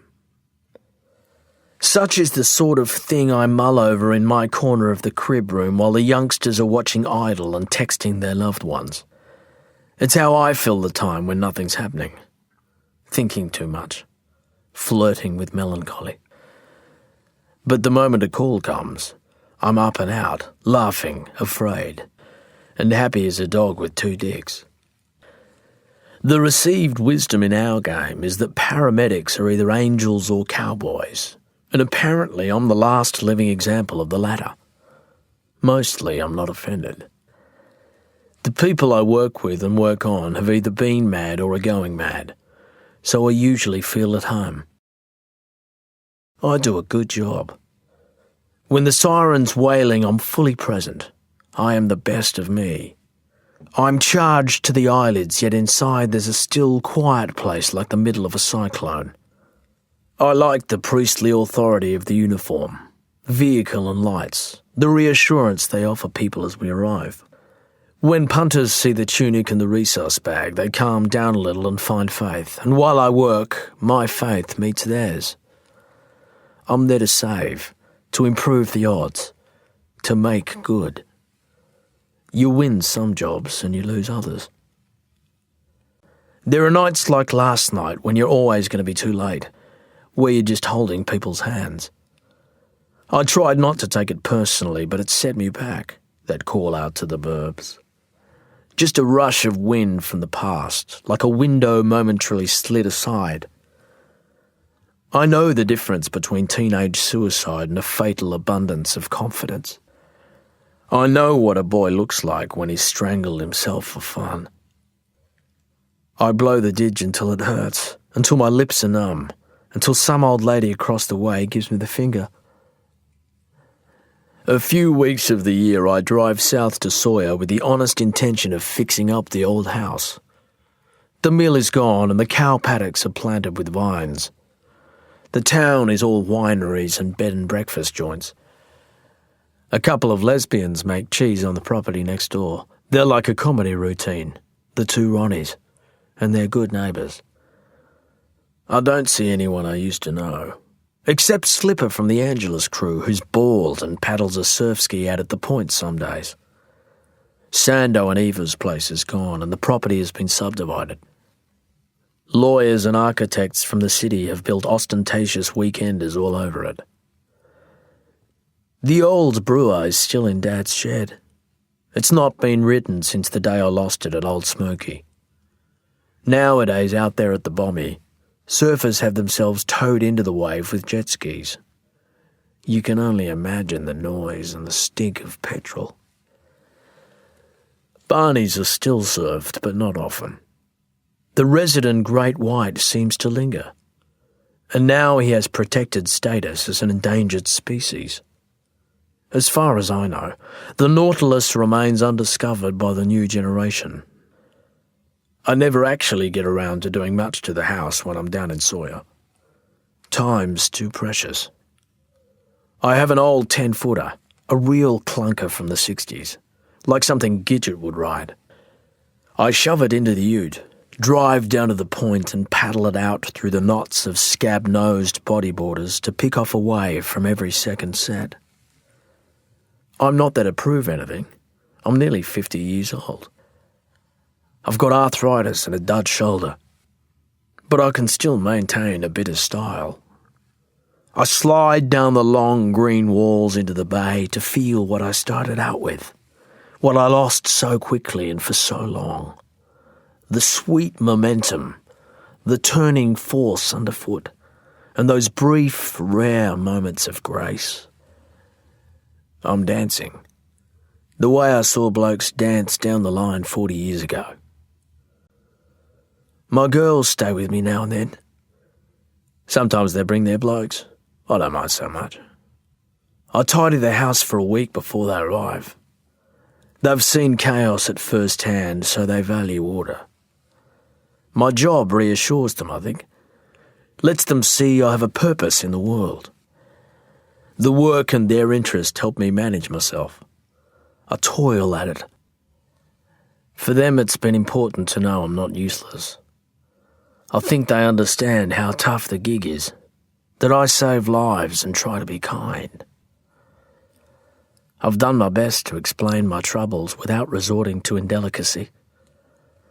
They're adults now, yet I'm still vigilant, careful not to startle, because there's been so much damage and too much shame. My favourite time is when we're all at the point, because when they see me out on the water I don't have to be cautious and I'm never ashamed. Out there I'm free. I don't require management. They probably don't understand this, but it's important for me to show them that their father is a man who dances, who saves lives and carries the wounded, yes, but who also does something completely pointless and beautiful. And in this at least he should need no explanation.